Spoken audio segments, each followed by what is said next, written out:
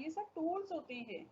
इसी तरीके से इंडेक्स नंबर भी है that actually measure the relative change in price, quantity, value और एनी अदर आइटम जो भी आप करना चाहते हैं from one time period to another. देखिए यहाँ पर अब बात आ गई है टाइम पीरियड की। अभी तक हमने टाइम की बात नहीं की थी। अभी तक हम कह रहे थे कौन सा जैसे आपके मार्क्स का कल एग्जाम्पल मैंने लिया था कि आपके 12th में मार्क्स हैं, तो 4 सब्जेक्ट्स में आपके मार्क्स हैं, कितना डिस्पर्स है, एक में 40 है, एक में 85 है, 80 है, दोनों में कितना डिस्पर्जन है, डिफरेंस कितना है, ये हम लोगों ने कल की क्लास में चेक किया था। बट अगर मैं बात करूं कि आपके 11th क्लास में कितने मार्क्स थे और 12th में कितने मार्क्स हैं, इन दोनों को हमें कंपैरिजन करना है। मतलब दो टाइम पीरियड के बीच में जो चेंजेस आए हैं किसी भी वेरिएबल के अंदर, अगर हमें उन्हें चेक करना है तो हम क्या यूज करते हैं? तो हम यूज करते हैं इंडेक्स नंबर। क्या यूज करते हैं? Index number. देखिए लिखा है इसके डेफिनेशन में, it measure the changes in price, quantity, value और any other item from one period to another. जैसे आप बच्चे कहते हैं कि 2010 में किसी भी एक आइटम की ये प्राइस था। फॉर एग्जांपल आप मोबाइल का लेते हैं कि मोबाइल का प्राइस 2010 में इतना था, अब 2020 में बढ़कर इतना हो गया। So what you are doing, you are actually comparing the price of mobile in 2010 with the price in 2020। आप कंपेयर कर रहे हैं को, तो यही जो चेंज है दोनों में, वो हमें कहाँ से पता लगता है कितना चेंज है, कैसे निकालते हैं? वो हम निकालते हैं इंडेक्स नंबर से। सो बेसिकली इंडेक्स नंबर हमें ये चेंज के बारे में बताता है कि कितना चेंज हुआ है। हमारा टॉपिक है index number. Fine. So next आप देखते हैं कि इंडेक्स क्या। Index number major how much a variable changes over the time. कोई भी एक वेरिएबल, मैंने अभी बोला ना, कोई भी variable, price, quantity, marks, any other item, कोई भी जो भी वेरिएबल आप लेना चाहते हैं किसी भी चीज का, वो एक टाइम पीरियड के बाद कितना चेंज होता है। 2010 में था, अभी कितना है, 2015 में था, अभी क्या चेंज हो चुका है, वो सब आप जब करना चाहते हैं, चेंज करना, मेजर करना चाहते हैं, so we are using index number. सो वो एक रेशो बताता है। जैसे आप एग्जांपल लीजिए कि आपने बोला 2000 में मोबाइल के प्राइसेस इतने थे, 2010 में बढ़कर इतना हो गया, and now in the 20 mobile के प्राइसेस इतने हैं। तो आपने बेस वैल्यू क्या ली? 2000 ईयर की बेस वैल्यू को आपने कंपेयर किया है। फाइन, ये आपके डेफिनेशन में लिखा हुआ है बच्चे, इसे ध्यान से देखिए। नाउ ये डेफिनेशन हमें एक बहुत ही फेमस इकोनॉमिस्ट रोनाल्ड हैं जिन्होंने दिया है। Index numbers are the quantitative measures of growth of prices, production, inventory and other quantities of economic interest। ये भी एक डेफिनेशन है जो इंडेक्स नंबर को और बेटर वे में डिफाइन कर रही है। नाउ इंडेक्स नंबर की फीचर्स क्या क्या हैं, मतलब why we are using index number and what are the kinds of things that are associated with the index number, क्या क्या चीजें हैं। सो फर्स्ट, इंडेक्स नंबर क्या है? It's an average. मगर नॉर्मल एवरेज नहीं निकालता, कैसे निकालता है? Specialise average. जैसे हम लोगों ने एवरेज पढ़ा सेंट्रल टेंडेंसी में कि हम लोग एवरेज निकाल रहे थे, एवरेज मार्क्स निकाल रहे थे, ऐसे ही इंडेक्स नंबर क्या कर रहा है? Index number are the specialised average. Index number measure the change in the level of a phenomenon. क्या चेंज कर रहा है? फिनोमिनन मतलब क्या? एक वेरिएबल, आप प्राइस देखना चाहते हैं, आप क्वांटिटी देखना चाहते हैं, आप वैल्यू देखना चाहते हैं, तो उसमें जो चेंजेस आए हैं उनको मेजर करता है कौन? Index number. Index number measure the effect of changes over a period of time. Changes की वजह से क्या इफेक्ट आए हैं। फॉर एग्जाम्पल आपने कहा मोबाइल के प्राइजेस फ्रॉम द ईयर 2010 2020 में डबल हो गए। क्या हो गए? डबल हो गए। तो डबल होने की वजह से जो प्राइजेस डबल हुए, उसकी वजह से मोबाइल के डिमांड में क्या इफेक्ट आया है, क्वांटिटी में क्या इफेक्ट आया है, प्रोडक्शन में क्या इफेक्ट आया है, वो अगर हमें चेक करना है, हमें मेजर करना है, हमें इफेक्ट्स को देखना है, तो हमें कहाँ जाना होगा? इंडेक्स नंबर पे। हमें वो सब चीजें कौन हेल्प करेगा बताने में? Index number. Now index number की यूजेस क्या क्या है? अगर आप कुछ भी पढ़ रहे हैं, आप कोई भी मीन निकाल रहे हैं, आप डिस्पर्सन देख रहे हैं, तो उनका यूज क्या होता है? देखिए, हमें यूज नहीं पता होगा तो हमें लगेगा ये हम क्यों पढ़ रहे हैं, हम लोगों को इसका क्या यूज आएगा, रियल लाइफ में क्या आने वाला है। चलो अभी तो बीकॉम का पेपर देना है, मगर आगे क्या काम आने वाला है? तो देखिए, इंडेक्स नंबर आपको लाइफ में कैसे हेल्प करेगा। टू फ्रेम सूटेबल पॉलिसीज, जो गवर्नमेंट होती है पॉलिसीज बनाती है ना बहुत सारी, तो गवर्नमेंट को पॉलिसीज बनाने के लिए देखना पड़ेगा प्राइसेस, वैल्यू, क्या चेंज आया है इन सब में, क्वांटिटी में क्या चेंज आया है, अगर प्रीवियस ईयर में ये चेंज आया है तो कमिंग ईयर्स में कितना चेंज आ सकता है। एक एंटिसिपेशन आप करते हैं कि नहीं करते हैं, कि अगर पिछले साल इतना था और अभी इस साल इतना बढ़ गया, तो अगले साल तक जाते जाते ये और बढ़ जाएगा, ऐसे बोलते हैं ना। तो यही उसके लिए हम लोग क्या करते हैं, गवर्नमेंट क्या बनाती है? पॉलिसीज बनाती है। तो हेल्प करता है इंडेक्स नंबर हमें सूटेबल पॉलिसीज फ्रेम करने में, क्या करने में? सूटेबल पॉलिसीज बनाने के लिए।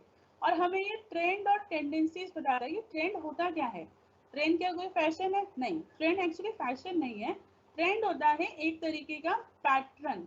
जैसे पैटर्न होता है ना कि हर 10 साल में प्राइस डबल हो जाते हैं, हर 5 इयर्स में प्राइस डबल हो जाते हैं। तो एक ट्रेंड हो जाता है। जब आप पिछला रिकॉर्ड चेक करते हैं तो आप देखते हैं कि हर 5 इयर्स में, सपोज आप ले रहे हैं मोबाइल ही ले रहे हैं, तो मोबाइल के प्राइसेस एवरी 5 ईयर डबल हो जाते हैं।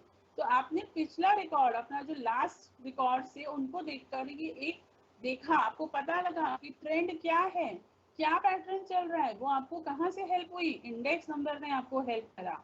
और index number are very useful in deflating. Index number आपको डिफ्लेटिंग में भी हेल्प करता है। नाउ अब इंडेक्स नंबर का यूज पढ़ लिया, फीचर्स भी देख लिए, मगर इसमें प्रॉब्लम्स भी तो होंगी ना बहुत सारी। हाँ हैं, बहुत सारी प्रॉब्लम्स हैं। क्या क्या प्रॉब्लम है? देखिए, अब आपको ये प्रॉब्लम्स अभी समझ नहीं आ पा रही होंगी। क्यों नहीं आ रही? क्योंकि हमने अभी इसके फॉर्मूलेज नहीं पढ़े। अभी हमने इसका फॉर्मूला नहीं पढ़ा। अभी हमें फॉर्मूलेज भी पढ़ने होंगे कि फॉर्मूलेज में क्या क्या चीजें हमें चाहिए लगाने के लिए, इंडेक्स नंबर बनाने के लिए, फाइंड आउट करने के लिए हमें कौन कौन सी इंफॉर्मेशन चाहिए।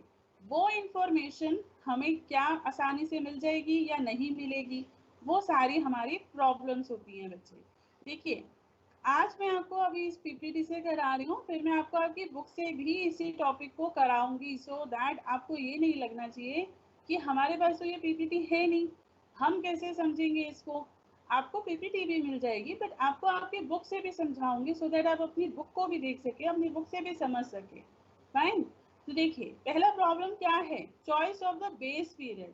बेस पीरियड क्या होता है बच्चे? बेस पीरियड होता है वो बेस पीरियड, बेस ईयर, जिसके बेस पर आप कंपैरिजन करने वाले हैं। अब मैं आपको अगर बोलूं कि मुझे मोबाइल के प्राइसेस का पैटर्न देखना है, कि मोबाइल के जो प्राइसेस हैं, सेल फोन्स के जो प्राइसेस हैं, वो कितने साल में डबल हो जाते हैं। एक प्रॉब्लम है, मुझे इसको देखना है कि कैसे, कितने साल में, कितने ईयर्स में, कितने टाइम पीरियड में वो डबल हो जाते हैं। तो उसके लिए मुझे कोई तो बेस ईयर रखना पड़ेगा ना। तो क्या मैं कोई भी बेस ईयर उठा के रख सकती हूँ? सपोज क्या मैं बेस ईयर 1980 ले लूँ, 1990 ले लूँ? नहीं, ऐसे तो नहीं मेरा मन आएगा कि कोई भी ले लिया। ऐसा आप नहीं ले सकते। क्यों नहीं ले सकते? क्योंकि ऐसा करने से अगर आपको ये तो पता होना चाहिए कि उस टाइम में क्या मोबाइल फोन यूज होते थे, क्या उनका इतना ज्यादा यूज था हमारी लाइफ में, क्या हम लोग उसके इतने ज्यादा हैबिचुअल थे। बहुत सारी चीजें सोचनी होंगी यहाँ पर।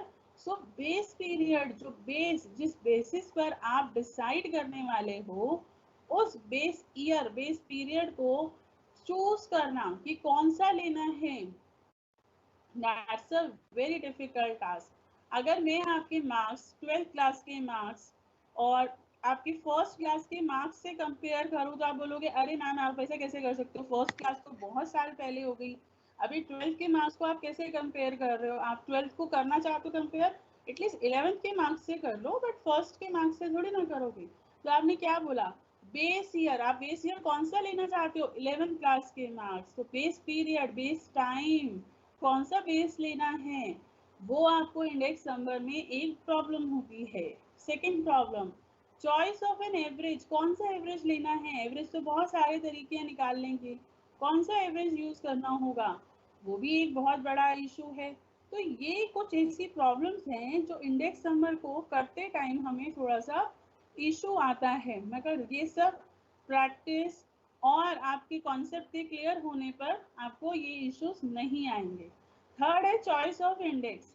चॉइस ऑफ इंडेक्स क्या होता है बच्चे, आप इंडेक्स कौन सा लेने वाले हैं, हमारे पास कुछ अलग अलग टाइप के फॉर्मूलेज होते हैं, कौन सा इंडेक्स आपको चूज करना है ये भी एक आपको सोच समझ के देखना होगा।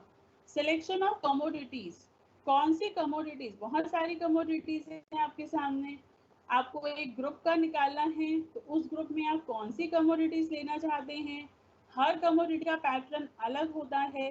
फूड आइटम्स, पेट्रोल, आपकी गारमेंट्स, हर एक का एक कमोडिटी का अलग पैटर्न होता है। तो आपको किसका लेना है, फूड आइटम्स का लेना है, क्लोथिंग का लेना है, पेट्रोलियम का लेना है, किसका लेना है वो आपको सेलेक्ट करना होगा आराम से। आप ऐसा नहीं कर सकते कि आप फूड आइटम और क्लोथिंग का एक साथ ले लें, आप पेट्रोलियम और क्लोथिंग के एक साथ लेकर उनको कंपैरिजन करें, नहीं, आप ऐसा नहीं कर सकते, क्योंकि फिर आपको सही रिजल्ट नहीं मिलेगा। फिर लास्ट आपका जो प्रॉब्लम आता है वो आता है डाटा कलेक्शन। डाटा को कलेक्ट कहाँ से करेंगे, बहुत सारे सोर्सेज होते हैं हमारे पास, गवर्नमेंट सोर्सेज हैं, कुछ प्राइवेट सोर्सेज भी हैं डाटा को कलेक्ट करने का। आपने बोला कि आज ये प्राइस है, 2000 में ये प्राइस था, तो वो जो डाटा आपने कलेक्ट किया है वो किन रिलायबल सोर्सेज से किया है, क्या वो रिलायबल सोर्सेज पूरे तरीके से रिलायबल थे, जब उन्होंने डाटा कलेक्ट किया था तो उन्होंने कहाँ से किया था, ये सारे कुछ इश्यूज होते हैं। क्योंकि अगर आपका डाटा ठीक नहीं होगा तो आपका आंसर, आपका जो आप निकालना चाहते हैं, जो भी रीजन से आप अपना इंडेक्स नंबर बना रहे हैं, पॉलिसीज फ्रेम करना चाहते हैं, कुछ भी, तो वो आप ठीक से नहीं कर पाएंगे। तो ये सारी प्रॉब्लम्स हैं जो हमें इंडेक्स नंबर्स करते टाइम आती हैं, but with the help of practice and clear अगर आपको कॉन्सेप्ट होता है तो हम इंडेक्स नंबर आराम से बना पाएंगे।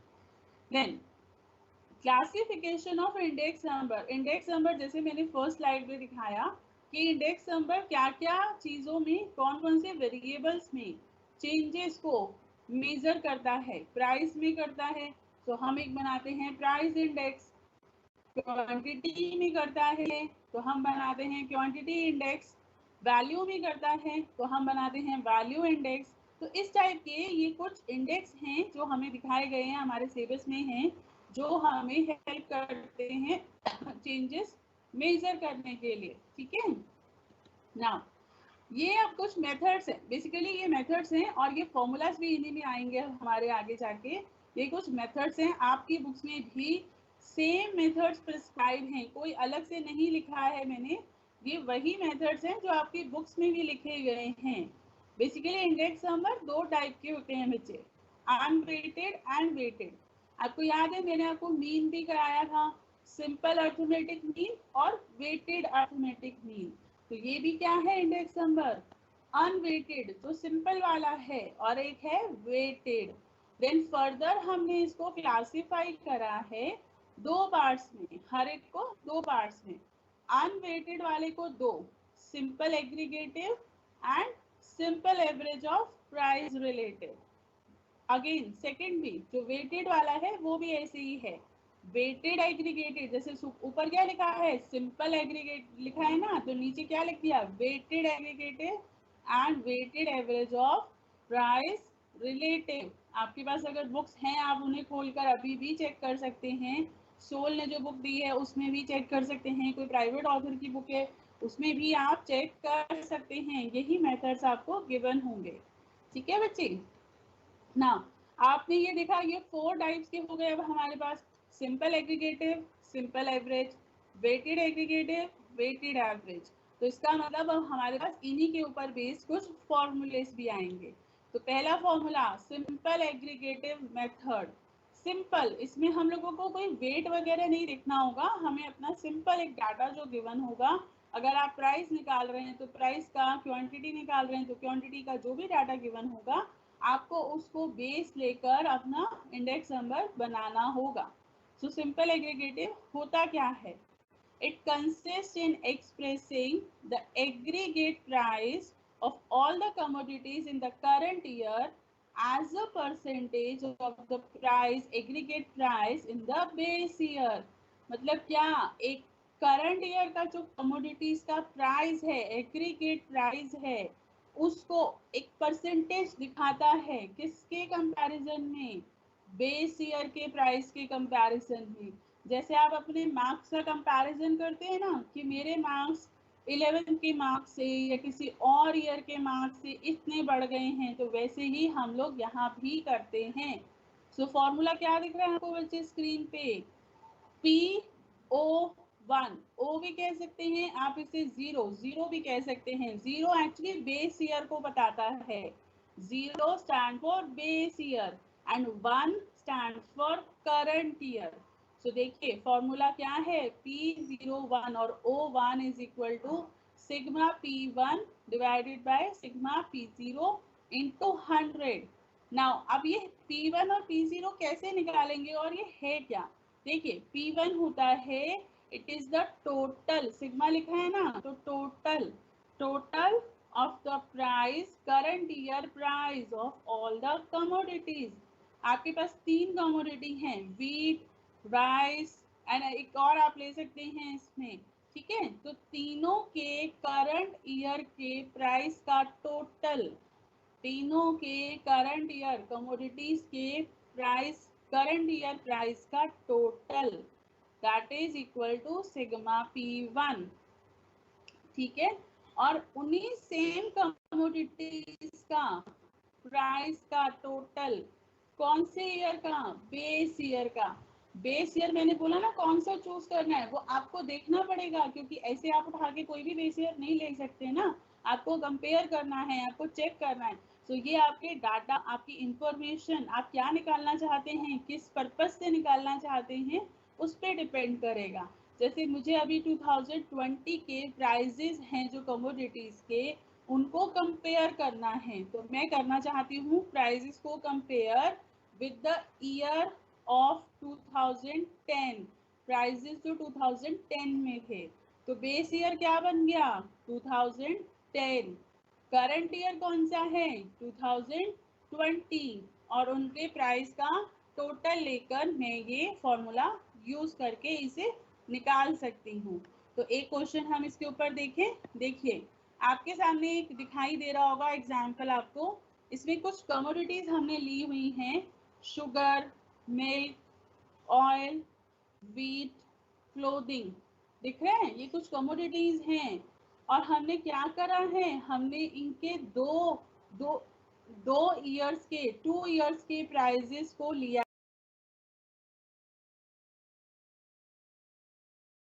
है। कौन कौन से 2 साल हैं? 2007 एंड 2008, 2007 एंड 2008। तो करंट ईयर कौन सा हुआ? 2008 हुआ। और बेस ईयर कौन सा है? बेस ईयर कौन से ईयर पे आपने बेस बना के कंपैरिजन करना है? 2007 को। कुछ भी नहीं है इस क्वेश्चन में, बहुत इजी है।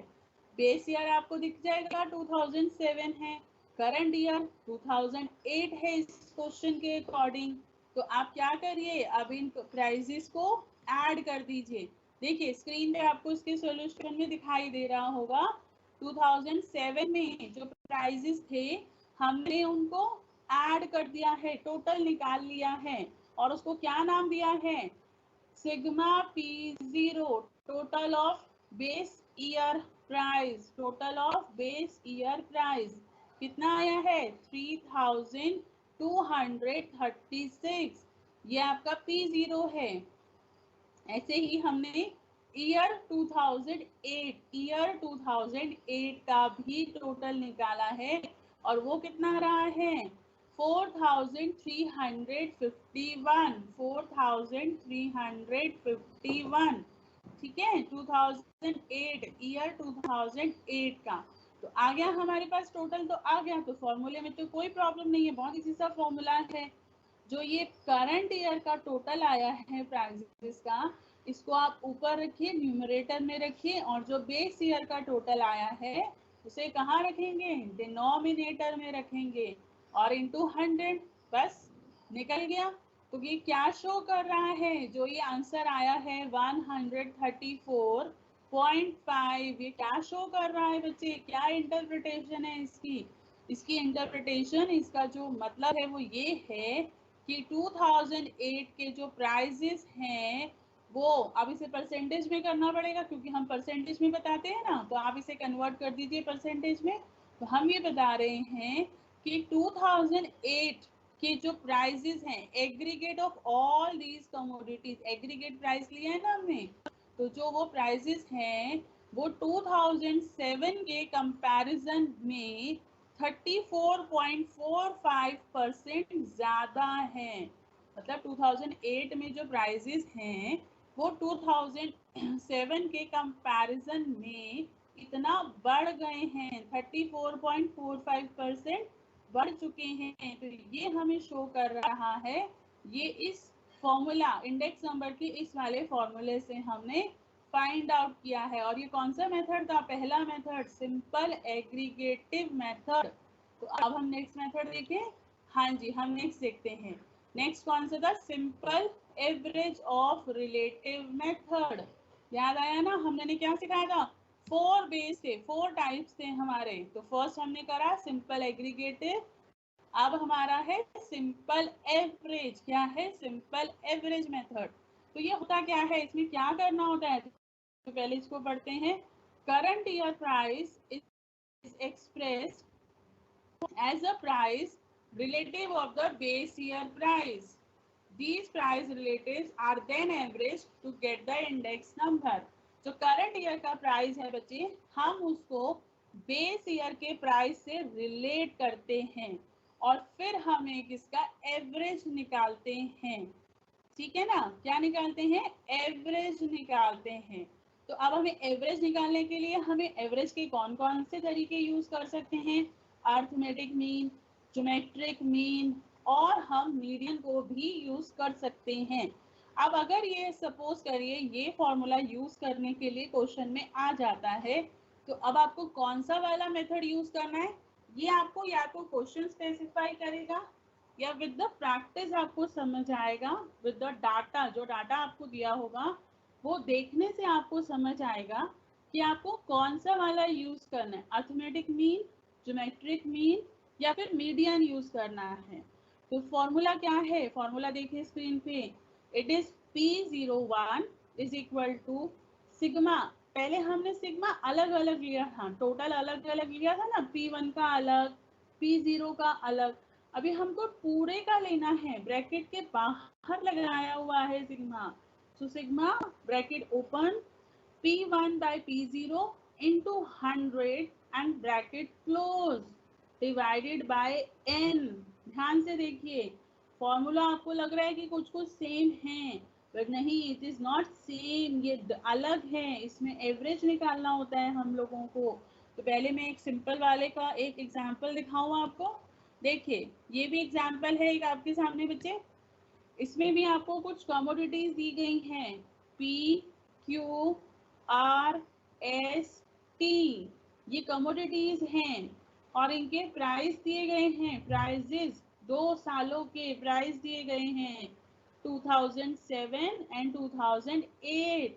और देखिए लिखा हुआ है क्वेश्चन में, क्या लिखा है, from the data given below construct index number for the year 2008 taking 2007। देखिए लिखा है taking 2007, मतलब क्या होता है, taking 2007 as base, 2007 को आप बेस लेंगे by using arithmetic mean। अब इसमें उन्होंने बोला है कि अर्थमेटिक मीन को लेते हुए आपको इसमें फॉर्मूला लगाना होगा एवरेज वाला। तो सॉल्यूशन देखें हम इसका।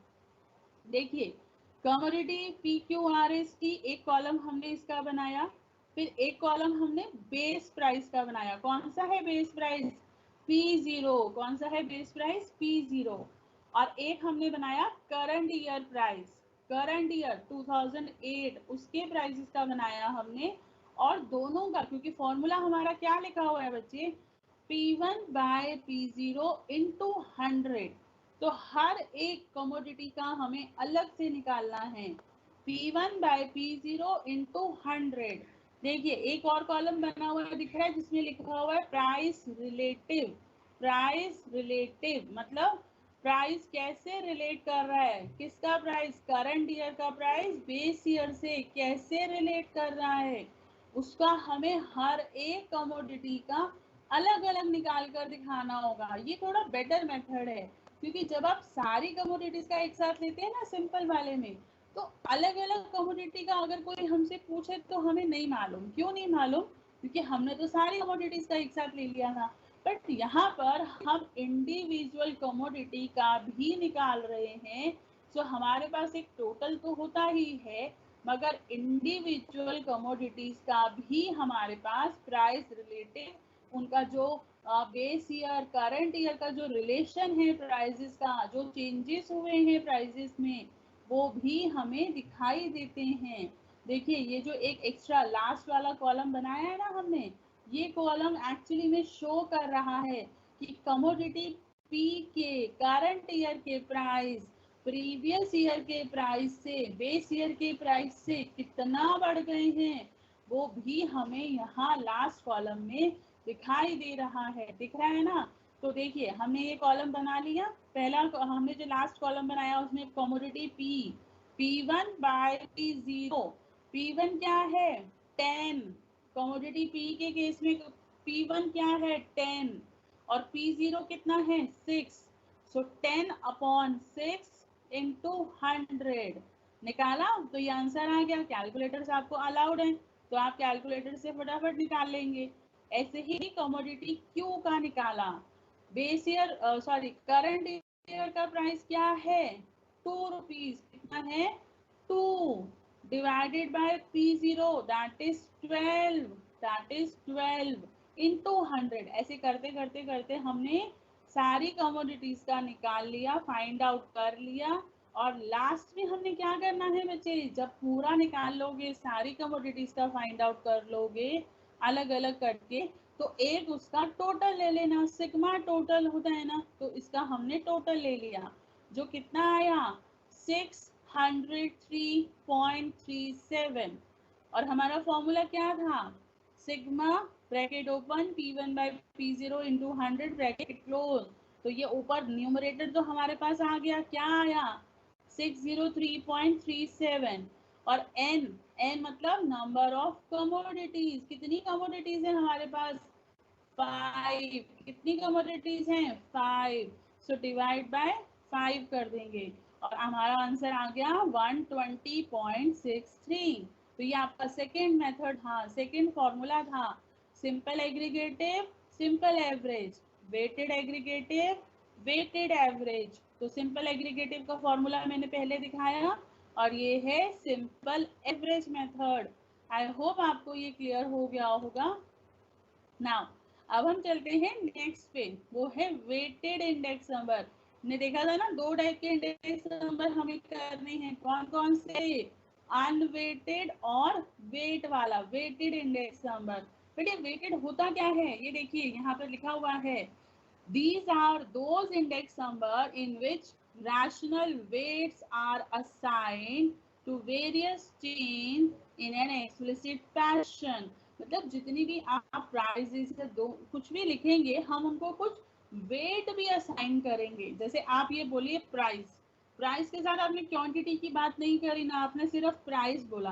क्या आपने क्वांटिटी के बारे में बात करी? नहीं करी ना। तो अब हम करेंगे, प्राइस की बात भी करेंगे और क्वांटिटी की बात भी करेंगे। दो चीजों, दो वेरिएबल को ले रहे हैं, प्राइस भी लेंगे और उसका वेट यानी की क्वांटिटी भी लेंगे, ठीक है ना।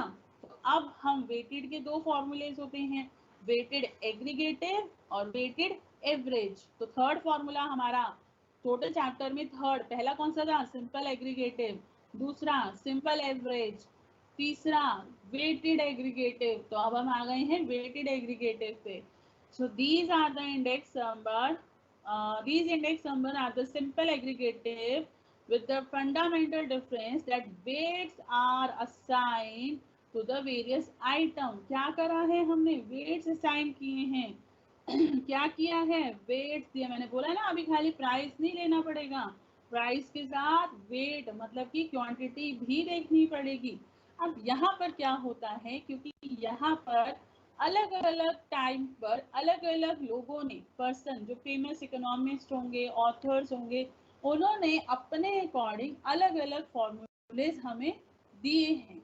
अब आपको लगेगा कि काफी सारे फॉर्मूलेज हैं, हम याद कैसे करेंगे, बट आप इसकी एक टेबल बना लीजिए, ज्यादा डिफिकल्ट नहीं है, ये सारे फॉर्मूलेज ऑलमोस्ट सेम हैं, बस थोड़ा सा चेंज होगा और आपको विद द प्रैक्टिस ये सारे फॉर्मूले अच्छे से याद हो जाएंगे। आपकी बुक्स में भी ये सारे फॉर्मूलेज बहुत अच्छे से गिवन हैं। देखिए अलग अलग ऑथर्स ने दिए हैं, तो देखिए मैंने यहाँ पे लिखा हुआ है, पहला कौन सा है, डॉर्विश बाउली मेथड। ये नाम है किन्हीं का जिन्होंने ये फॉर्मूला दिया, Dorbish Bowley's method, Fisher's ideal method, third Marshall Edgeworth method, Laspeyres method, Paasche method, Kelly's method.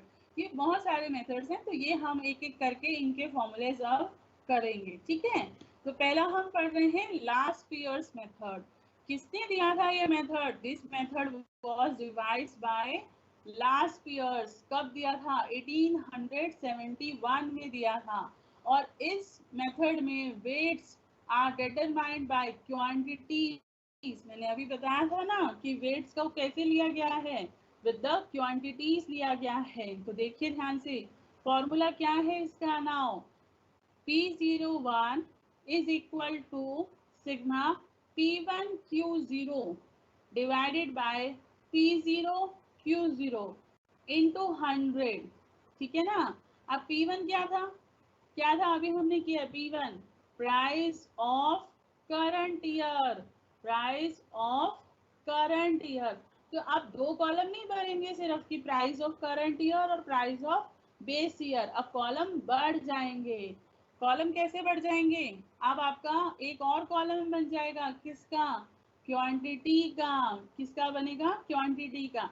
अब ऑब्वियस ही बात है, अगर प्राइस 2 ईयर के ले रहे हैं तो क्वांटिटी भी 2 साल की ही तो लेनी पड़ेगी। कौन कौन सी ईयर की क्वांटिटी लेंगे, एक बेस ईयर की और एक आप लेंगे करंट ईयर की। किसकी लेंगे, करंट ईयर की। तो अब आप बना लीजिए, हर क्वेश्चन में जहां भी ये सारे मेथड्स लगेंगे, you have to make 4 column। 1 कौन सा पहला कॉलम बनाएंगे, P0, दूसरा कॉलम Q0, तीसरा column P1, fourth column Q1। कौन कौन से हो गए, देखिए पहले बेस ईयर के प्राइस लिख लीजिए, बेस ईयर की क्वांटिटी लिख लीजिए, फिर करंट ईयर का प्राइस लिख लीजिए, करंट ईयर की क्वांटिटी लिख लीजिए। 4 कॉलम्स बन गए। तो अब हम क्या करेंगे, हमारे पास कॉलम तो बन गए, अभी मैं आपको एक क्वेश्चन दिखाती हूँ। तो फिर हम लोग P1 Q0 को मल्टीप्लाई करके निकालेंगे और डिनोमिनेटर P0 और Q0 को मल्टीप्लाई करके निकालेंगे। हो जाएगा कि नहीं हो जाएगा, हो जाएगा। देखते हैं, हम एक क्वेश्चन देख लेते हैं ताकि आपको ये थोड़ा बेटर क्लियर हो जाए। देखिए ये क्वेश्चन है, एक एग्जांपल है, पहले मैं एक ही फॉर्मूला इसमें आपको दिखा रही हूँ, that is the last years index. कौन सा इंडेक्स, लास्ट ईयर्स इंडेक्स। पहले ये वाला देखते हैं। अब आप ध्यान से देखिए, मैंने कहा ना 4 कॉलम्स बनेंगे अब आपके, बेस ईयर का प्राइस, बेस ईयर की क्वांटिटी, करंट ईयर का प्राइस, करंट ईयर की क्वांटिटी। तो अब आपका क्या हुआ, बेस ईयर क्या है इस क्वेश्चन में, इस एग्जांपल में 2002। क्या है बेस ईयर, 2002। देखिए प्राइस दिख रहा है बेस ईयर का, प्राइस कितना है 15, बीफ का प्राइस, मटन, चिकन, जो भी आपको कमोडिटी दी गई हैं उनका प्राइस देखिए 15, 18, 22 और क्वांटिटी कितनी दी गई है, प्रोडक्शन कितनी दी गई है 500, 590, 450। ऐसे ही करंट ईयर देखिए, करंट ईयर इज 2007, उसका प्राइस कितना है 20, 23, 24 और क्वांटिटी कितनी है 600, 640, 500। तो अब मैं इसका सॉल्यूशन दिखाऊं जिसमें हम लास्ट ईयर्स पे ध्यान देंगे, बाकी अभी हम नहीं करेंगे। तो देखिए ये इन्होंने सारे क्यों निकाले हैं, क्योंकि हमें और मेथड्स को भी अप्लाई करना है। पाश्चे मेथड है, बाउलीज मेथड है, बहुत सारे मेथड्स हैं, बट अभी हम लोग सिर्फ लास्ट ईयर्स मेथड पे कॉन्सेंट्रेट करते हैं। आपने लास्ट ईयर का फॉर्मूला अभी देखा था, क्या था, सिग्मा P1Q0, क्या P1Q0। तो ध्यान से देखिए P1 कहाँ है, P1 क्या है, P1 के प्राइस 20, 23, 24 और Q0 कितना है 500, 590, 450। तो P1 और Q0 इनको मल्टीप्लाई करिए, किसको किसको करेंगे पहले, P1 और Q0, दिख रहा है बच्चे आपको साफ साफ। तो P1 और Q0 मल्टीप्लाई करा, पहला आंसर कितना आया 10,000। कितना आ रहा है देखिए, ये है आपका P1, ये P1 है, ये आपको दिख रहा है तो बच्चों को P1 मैंने हाईलाइट किया है। Q0 ये है 500, Q0 500।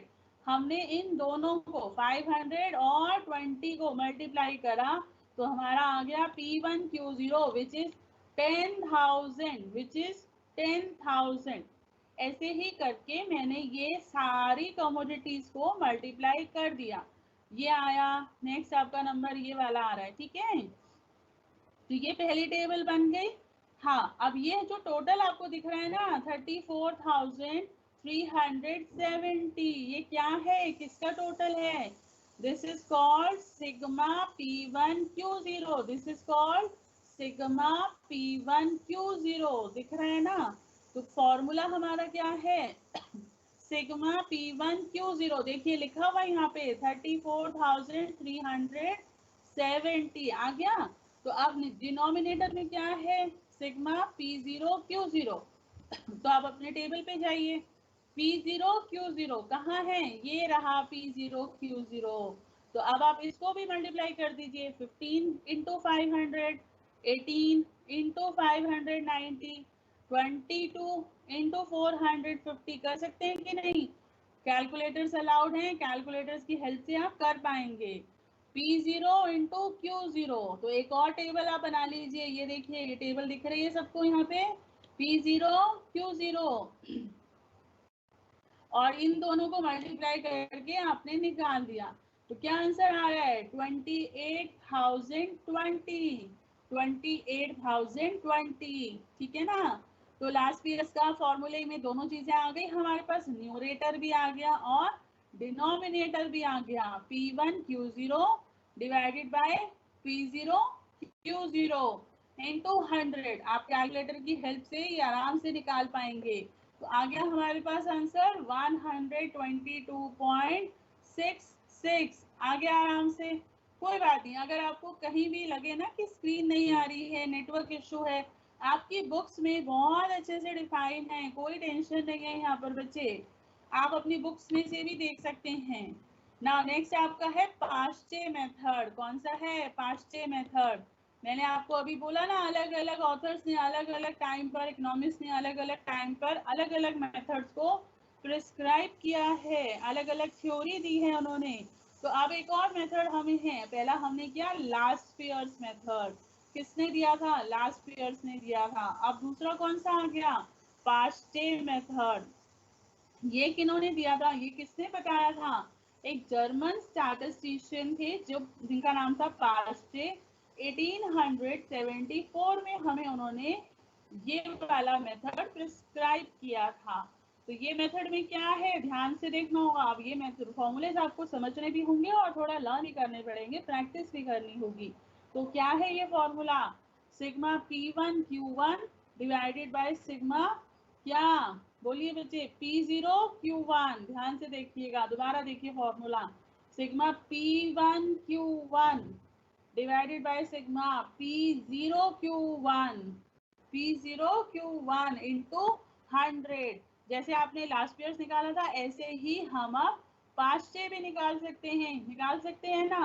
तो एक बार नेक्स्ट फॉर्मूला देखिए, फिर हम इसको एग्जाम्पल के थ्रू समझते हैं। नेक्स्ट है आपका डॉर्बिश एंड बाउलिस मेथड। अगेन ये जो फॉर्मूला है इसमें आपको नया कुछ नहीं दिख रहा। बेसिकली ये फॉर्मूला जो लास्ट टू फॉर्मूलाज आपने किए ना, कौन से वाले, लास्ट पीयर और पास्टे वाले, उन दोनों फॉर्मूलोज का कॉम्बिनेशन है, उन दोनों को कंबाइन कर दिया गया है। देखो ध्यान से, लास्ट पीयर वाला क्या था, P1Q0 P0Q0 था कि नहीं था, है ना। तो उस फॉर्मूले को लिखा। फिर अभी अभी मैंने आपको कौन सा कराया है, पास्टे मेथड। तो पास्टे मेथड कौन सा था, P1Q1 divided by sigma P0Q1। तो इन दोनों मेथड्स को यहाँ पर लिखा है, उनका एवरेज लिया है, क्योंकि दो की बात कर रहे हो, दो फॉर्मूलाज दो मेथड ले रहे हो, तो उनका एवरेज लेना पड़ेगा ना आपको। तो डिवाइड बाय टू इंटू 100। तो ये तो कुछ नया याद नहीं करना पड़ेगा, बस इसमें तो ध्यान रखना है कि लास्ट ईयर और पास्ट चेक को ऐड करना है, डिवाइड बाय 2 करके आपका आंसर आ जाएगा, ठीक है कि नहीं। चलिए अब हम नेक्स्ट फॉर्मूला देखते हैं। नेक्स्ट है आपका फिशर्स आइडियल इंडेक्स। देखिए नाम है फिशर्स आइडियल इंडेक्स। सो ये क्या है, Fisher ideal index number is the geometric mean of the last year and past year. अब ये क्या कह रहे हैं कि जो ये वाला फॉर्मूला है ये भी एक्चुअली में वही है, लास्ट ईयर और पास्ट ईयर का ज्योमेट्रिक मीन निकालना है। तो देखिए फॉर्मूला क्या है इसमें, अंडर रूट बनाया आपने, उसमें आप लिखेंगे पहले लास्ट ईयर्स का फॉर्मूला लिखिए और फिर पास्टे का फॉर्मूला। ये पहले वाला ही फॉर्मूलेज हो गए जो हमें याद है पहले से, तो इसमें तो कोई प्रॉब्लम ही नहीं आएगी। बस हमें क्या करना होगा, उनका रूट लेना होगा। क्या करना होगा, उनका अंडर रूट लेना होगा। सो अब हम नेक्स्ट पे आते हैं। नेक्स्ट कौन सा है, नेक्स्ट फॉर्मूला है मार्शल एजवर्थ मेथड। कौन सा है, मार्शल एजवर्थ मेथड। अब ये आप ध्यान से देखिएगा, इसमें भी कौन सा यूज किया हुआ है, sigma P1Q0 plus sigma P1Q1 divided by sigma P0Q0 plus sigma P0Q1। देखिए इसमें भी कुछ नया नहीं है, ये भी सारा आपको दिख रहा है, बट सबका अलग अलग एक व्यू पॉइंट था कि आपको फॉर्मूले ठीक है यही लेने चाहिए, मगर इनका व्यू पॉइंट अलग था। किसी ने कहा कि ज्योमेट्रिक मीन लेना बेटर है, किसी ने कहा हमें इनका एवरेज ले लेना चाहिए। तो हर एक का व्यू पॉइंट के अकॉर्डिंग ये फॉर्मूलेज डिजाइन किए गए हैं, ठीक है ना। तो देखिए यहाँ पर क्या लिखा है, in this index the numerator consist of an aggregate of the current year price multiplied by the weight of both base year as well as the current year. ये समझाने की कोशिश की गई है फॉर्मूले को। क्या समझाना चाह रहा है वो, एक्चुअली में वो ये कहना चाह रहा है कि जो न्यूमरेटर है ना, आप उसमें देखिए क्या है, करंट ईयर का प्राइस। क्या होता है करंट ईयर का प्राइस, P1। क्या होता है करंट ईयर का प्राइस, P1। उसको हमने बेस ईयर की क्वांटिटी, कितनी है बेस ईयर की क्वांटिटी, Q0। क्या है बेस ईयर की क्वांटिटी, Q0। देखिए दिख रहा है आपको P1, ये वाला P1 करंट ईयर का प्राइस और बेस ईयर की क्वांटिटी से मल्टीप्लाई किया है।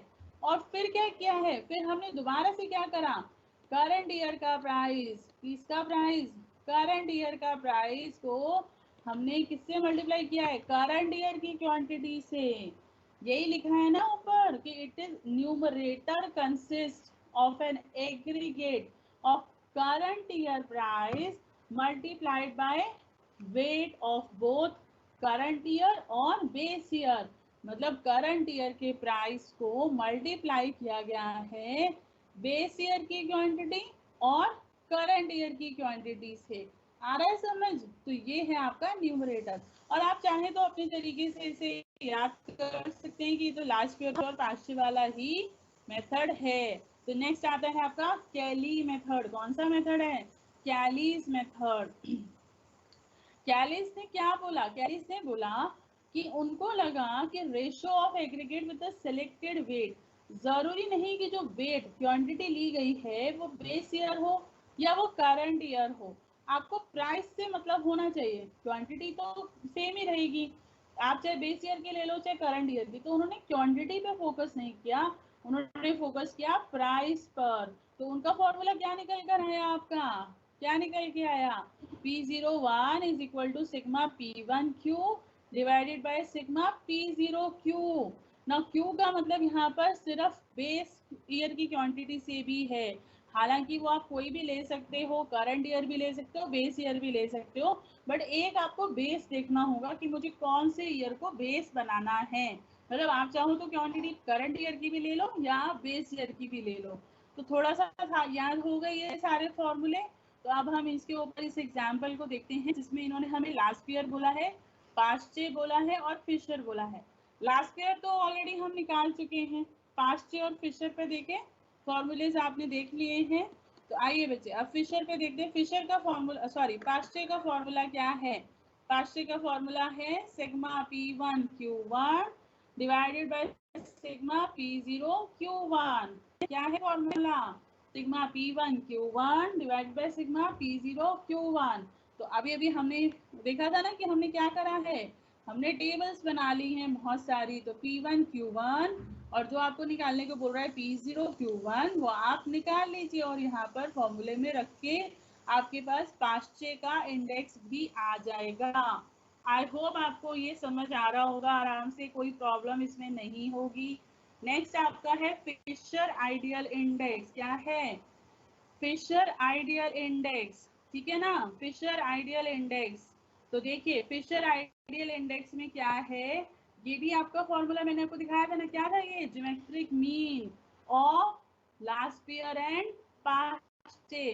तो लास्ट ईयर आपको ऊपर दिख रहा है लिखा हुआ, देखिए ये सारा लिखा हुआ है कि नहीं लिखा हुआ, ठीक है ना, तो ये आ गया यहाँ पर, ठीक है। और पास्ट डे भी आपको दिख रहा है यहाँ पर, ये वाला, ये 38,720 31,520 दिख रहा है ना। तो ये लास्ट पास्ट डे है, इसको आप अपने फिशर आइडियल इंडेक्स में रूट के अंदर लिख दीजिए और with the help of calculator इसका आंसर निकल जाएगा। आई होप इसमें आपको कोई प्रॉब्लम नहीं आएगी, ठीक है। तो अब हमारे पास क्या रह गया बच्चे, अब हमारे पास अगला कौन सा मेथड, लास्ट मेथड। कितने मेथड थे, मैंने बोला था 4 मेथड्स थे, simple aggregative, simple average, weighted aggregative, weighted average. तो last fourth method weighted average of price relative. तो ये क्या होता है देखिए, in weighted average of relative the price relatives for the current year are calculated on the basis of base year price. जो base year का price होता है ना उसके बेसिस पर हम लोग इसमें फाइंड आउट करते हैं। तो देखिए क्या फॉर्मूला है इसका, इसका फॉर्मूला होगा P01 is equal to sigma PV। अब ये V क्या आ गया, V तो हमें नहीं कराया अभी तक मैम ने, कोई बात नहीं, हम लोग V अभी समझ लेते हैं क्या होता है।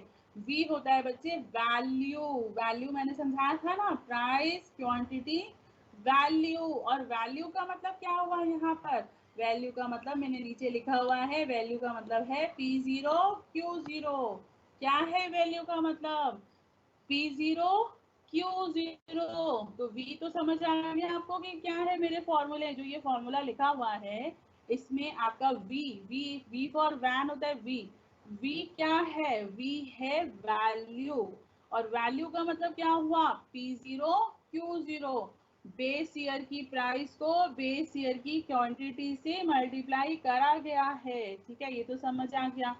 अब P का क्या मतलब है, जो मैंने P लिखा है ये कौन सा P है, बेस ईयर का प्राइस है, करंट ईयर का प्राइस है, ये है क्या, नहीं, इसको भी मैंने बताया है कि ये क्या है, दिस इज, ये देखिए ये फॉर्मूला दिख रहा है बच्चों को, ये है, ये क्या है, P1 bye P0 into 100।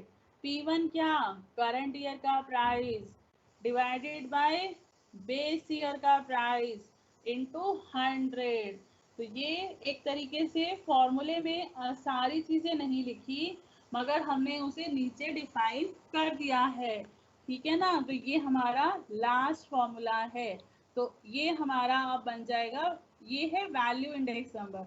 Before value index आप यहाँ तक देखिए कितने हो गए अब हमारे प्राइस वाले, हमने करे थे ना शुरू में, कितने टाइप्स थे इंडेक्स नंबर के, 4 टाइप्स थे इंडेक्स नंबर के, प्राइस, क्वांटिटी, वैल्यू और कॉम्पोजिट। 4 टाइप के इंडेक्स नंबर थे, price, quantity, value and composite. तो प्राइस में कितने टाइप के थे, 4 टाइप के, प्राइस के कितने थे, 4 टाइप्स के, वो हमने कर लिए यहाँ पर 4 टाइप्स के। ये फॉर्मूलेज आप लिख लीजिए एक जगह पर ताकि आपको सारे याद हो सकें।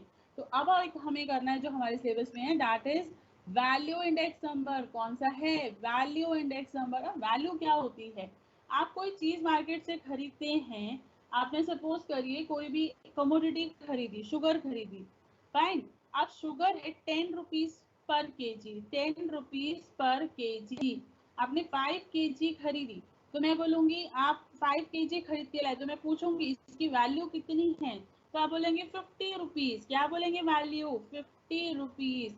तो वो 50 रुपीज आपने कैसे निकाले हैं, आपने 10 KG sorry 10 rupees per KG को 5 केजी से मल्टीप्लाई किया, यही करा ना। 1 केजी का प्राइस कितना, 10, और कितना खरीदा, 5 केजी, तो कितना हो गया, 50 rupees. This is called the value of a product. तो यही होती है वैल्यू, तो यही हमारा है value index number. So value is the product of price and quantity. मैंने भी तो यही बोला ना, प्राइस इनटू क्वांटिटी जब आप करते हैं तो क्या निकल कर आ जाता है, वैल्यू निकल कर आ जाती है। सो ये यहाँ से निकल जाएगा, fine. A simple ratio is equal to value of the current year divided by value of base year। देखिए सिंपल से आपको दिख रहा है आपकी स्क्रीन के ऊपर, ये वैल्यू इंडेक्स नंबर का एक फॉर्मूला शो हो रहा होगा, sigma P1 Q1 divided by sigma P0 Q0।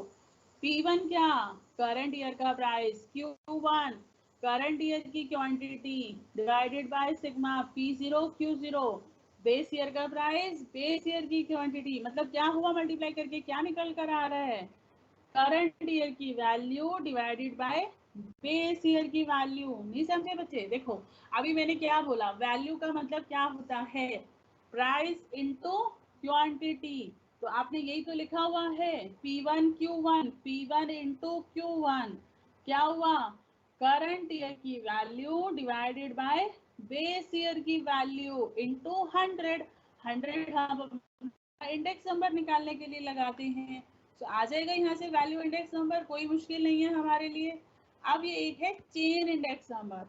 Chain index number हमारा क्या होता है, इसमें जब हमें कुछ ज़्यादा दिया होता है, मतलब बहुत सारे प्रीवियस ईयर्स दिए होते हैं, तो हमें उनका एक चेन बनाना पड़ता है। मतलब क्या, आपको प्राइस क्वांटिटी दी गई है 2005, 6, 7, 8, 9, करंट ईयर इज 2010, तो ये हो गया चेन ईयर, एक ईयर नहीं कई सारे, तो ये इसे निकालना पड़ेगा। तो उसका क्या फॉर्मूला है, क्या यूज होता है, this method is use, the two comparison are not made with a fixed base। मतलब क्या, आप एक फिक्स ईयर नहीं लेते, फिक्स बेस नहीं लेते, आप चेन लेते हैं।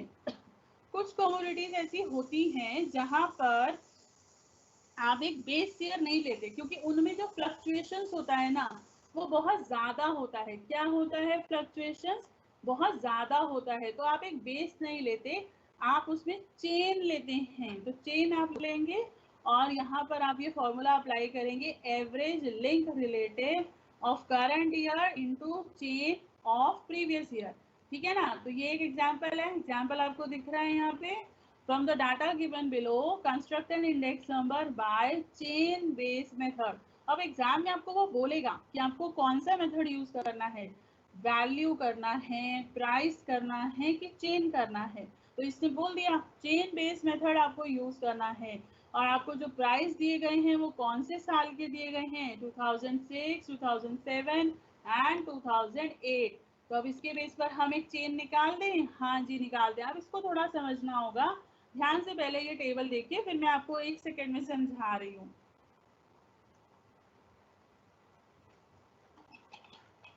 देखिए बच्चे टेबल आपने देखिए, यहाँ पर हम लोगों को 4 कॉलम्स बनाने हैं। कितने कॉलम बनाने हैं, 4 कॉलम्स। पहला कॉलम हेडिंग क्या देंगे, ईयर। ईयर तो लिखना पड़ेगा ना, 2006, 2007, 2008। सेकेंड कॉलम प्राइस, प्राइस भी दिया हुआ था हमें क्वेश्चन में, कितना दिया हुआ था, नहीं देखा आप लोगों ने, प्राइस दिया हुआ था कि नहीं दिया हुआ था, दिया हुआ था, कितना 50, 60 एंड 65, दो चीजें दी हुई थी। अब थर्ड कॉलम हमें बनाना है, तो ध्यान से देखिएगा बच्चे, थर्ड कॉलम में कैसे लिया है इन्होंने, पहला क्या लिया है, 2006 को क्या लिया है, बेस लिया है, तो वो कितना है 100, वो कितना होगा 100 होगा। अब जो नेक्स्ट ईयर है, लिंक, लिंक रिलेटिव समझ रहे ना, लिंक बनाना, तो लिंक कैसे बनाया है, प्रीवियस जो उस ईयर का, मतलब जिस ईयर का आप निकाल रहे हैं, पहले उस ईयर का न्यूमरेटर में प्राइस रखिए, कौन से ईयर का निकाल रहे हैं, 2007 का, 2007 का प्राइस कितना 60, तो न्यूमरेटर में कितना रखेंगे 60, डिवाइडेड बाय कितना, बेस ईयर, मतलब पिछले वाला ईयर का price, not base year, last year का प्राइस, लास्ट ईयर का प्राइस कितना है 50, डिनोमिनेटर में कितना लिखेंगे, पिछले साल का प्राइस, और वो कितना है 50 है, इंटू 100, कितना इंटू 100, तो क्या आंसर आ गया ना हमारा 120, आ गया कि नहीं आ गया, यहाँ तक हमारा सॉल्व हो गया, ठीक है। अब नेक्स्ट 2008 का भी हम ऐसे ही निकाल दें, निकल सकता है कि नहीं निकल सकता, हाँ निकल सकता है, 2008 का ईयर, 2008 का भी हम ऐसे ही निकाल सकते हैं, कैसे, करंट ईयर का प्राइस न्यूमरेटर में, लास्ट ईयर का प्राइस डिनोमिनेटर में, इंटू 100, तो ये एक टेबल बन जाएगी हमारी, एक कॉलम पूरा हो जाएगा, जिसका नाम है लिंक रिलेटिव, जिसका नाम है लिंक रिलेटिव। अब लास्ट कॉलम पे आइए, चेन इंडेक्स, क्या लेना है, चेन इंडेक्स, चेन इंडेक्स बनाना है हमें, चेन बेस्ड मेथड हम यूज कर रहे हैं, तो आप निकालिए चेन इंडेक्स कॉलम। आप इसमें वही 2006 आप बेस मानकर शुरू कर रहे हैं वहां से, तो आप उसको ले रहे हैं 100, क्या ले रहे हैं 100 ले रहे हैं, तो अब 2007 पर चले, तो 2007 न्यूमरेटर, न्यूमरेटर में क्या रखना होता है हमें, न्यूमरेटर में हम रखते हैं उस साल का लिंक रिलेटिव, कितना है लिंक रिलेटिव, ध्यान से देखिए कितना है लिंक रिलेटिव 120, 120 दिख रहा है सबको, 2007 का लिंक रिलेटिव 120, इंटू, इंटू क्या, प्रीवियस ईयर का लिंक रिलेटिव कितना, प्रीवियस ईयर का लिंक रिलेटिव देखिए 2006 की टेबल में जाइए और लिंक रिलेटिव पे ध्यान दीजिए, कितना है 100 है, डिवाइडेड बाय क्या 100, डिवाइडेड बाय क्या करेंगे 100 कर देंगे, हो गया 7 का। अब एक बार और समझाती हूँ 2008 की हेल्प से, ईयर 2008 में जाइए, चेन इंडेक्स नंबर वाले कॉलम में जाइए बच्चे, पहले क्या रखिए, जिस साल का आप निकालने वाले हैं ना, 2008 का निकालने वाले हैं, तो 2008 का लिंक रिलेटिव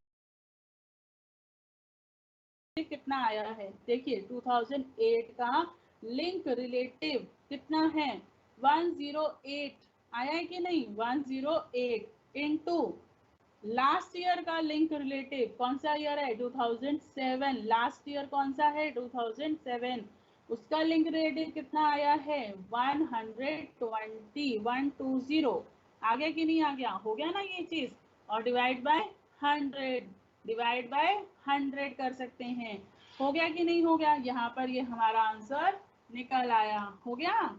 तो ये हमारा था चेन इंडेक्स नंबर, ये हमारा था चेन इंडेक्स नंबर। आई होप आपको ये इंडेक्स नंबर यहाँ से अच्छे से समझ आया होगा।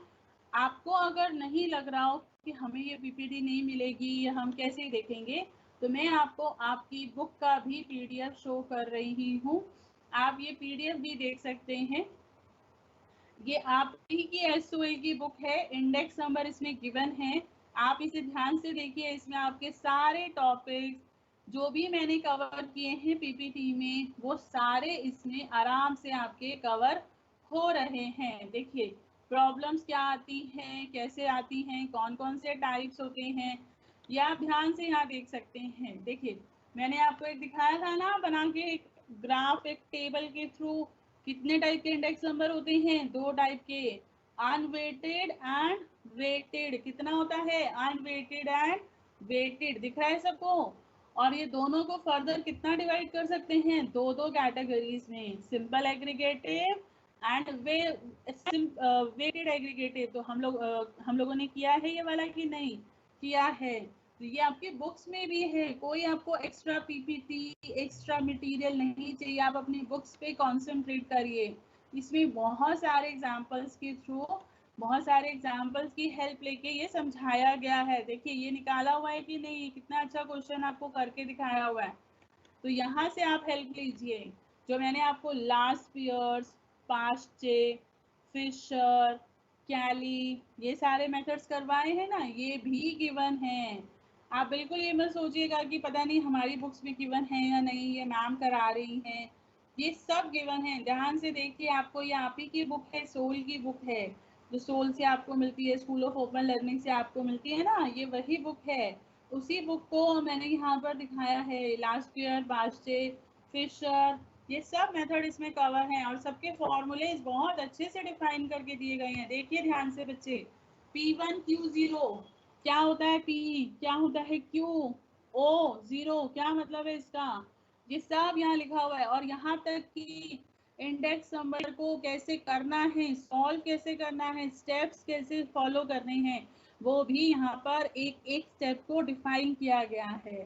सो आई होप आपको इसमें कोई प्रॉब्लम नहीं आएगी करने में। अगर आप कोई स्टार्टिंग का मिस कर गए हैं due to any technical reason और लेट ज्वाइन किया है तो भी कोई प्रॉब्लम नहीं है। आप अपनी बुक्स को देखिए, ये देखिए एक एक स्टेप लिखा हुआ है इसमें, कैसे आपको ये क्वेश्चन सॉल्व करना होगा। अगर आप कहीं अटक रहे हैं ना करने में, कहीं नहीं समझ आ रहा, तो आप ये स्टेप्स को पढ़िए ध्यान से, आपको बड़े अच्छे से समझ आएगा बच्चे, कोई प्रॉब्लम नहीं आएगी इसको करने में।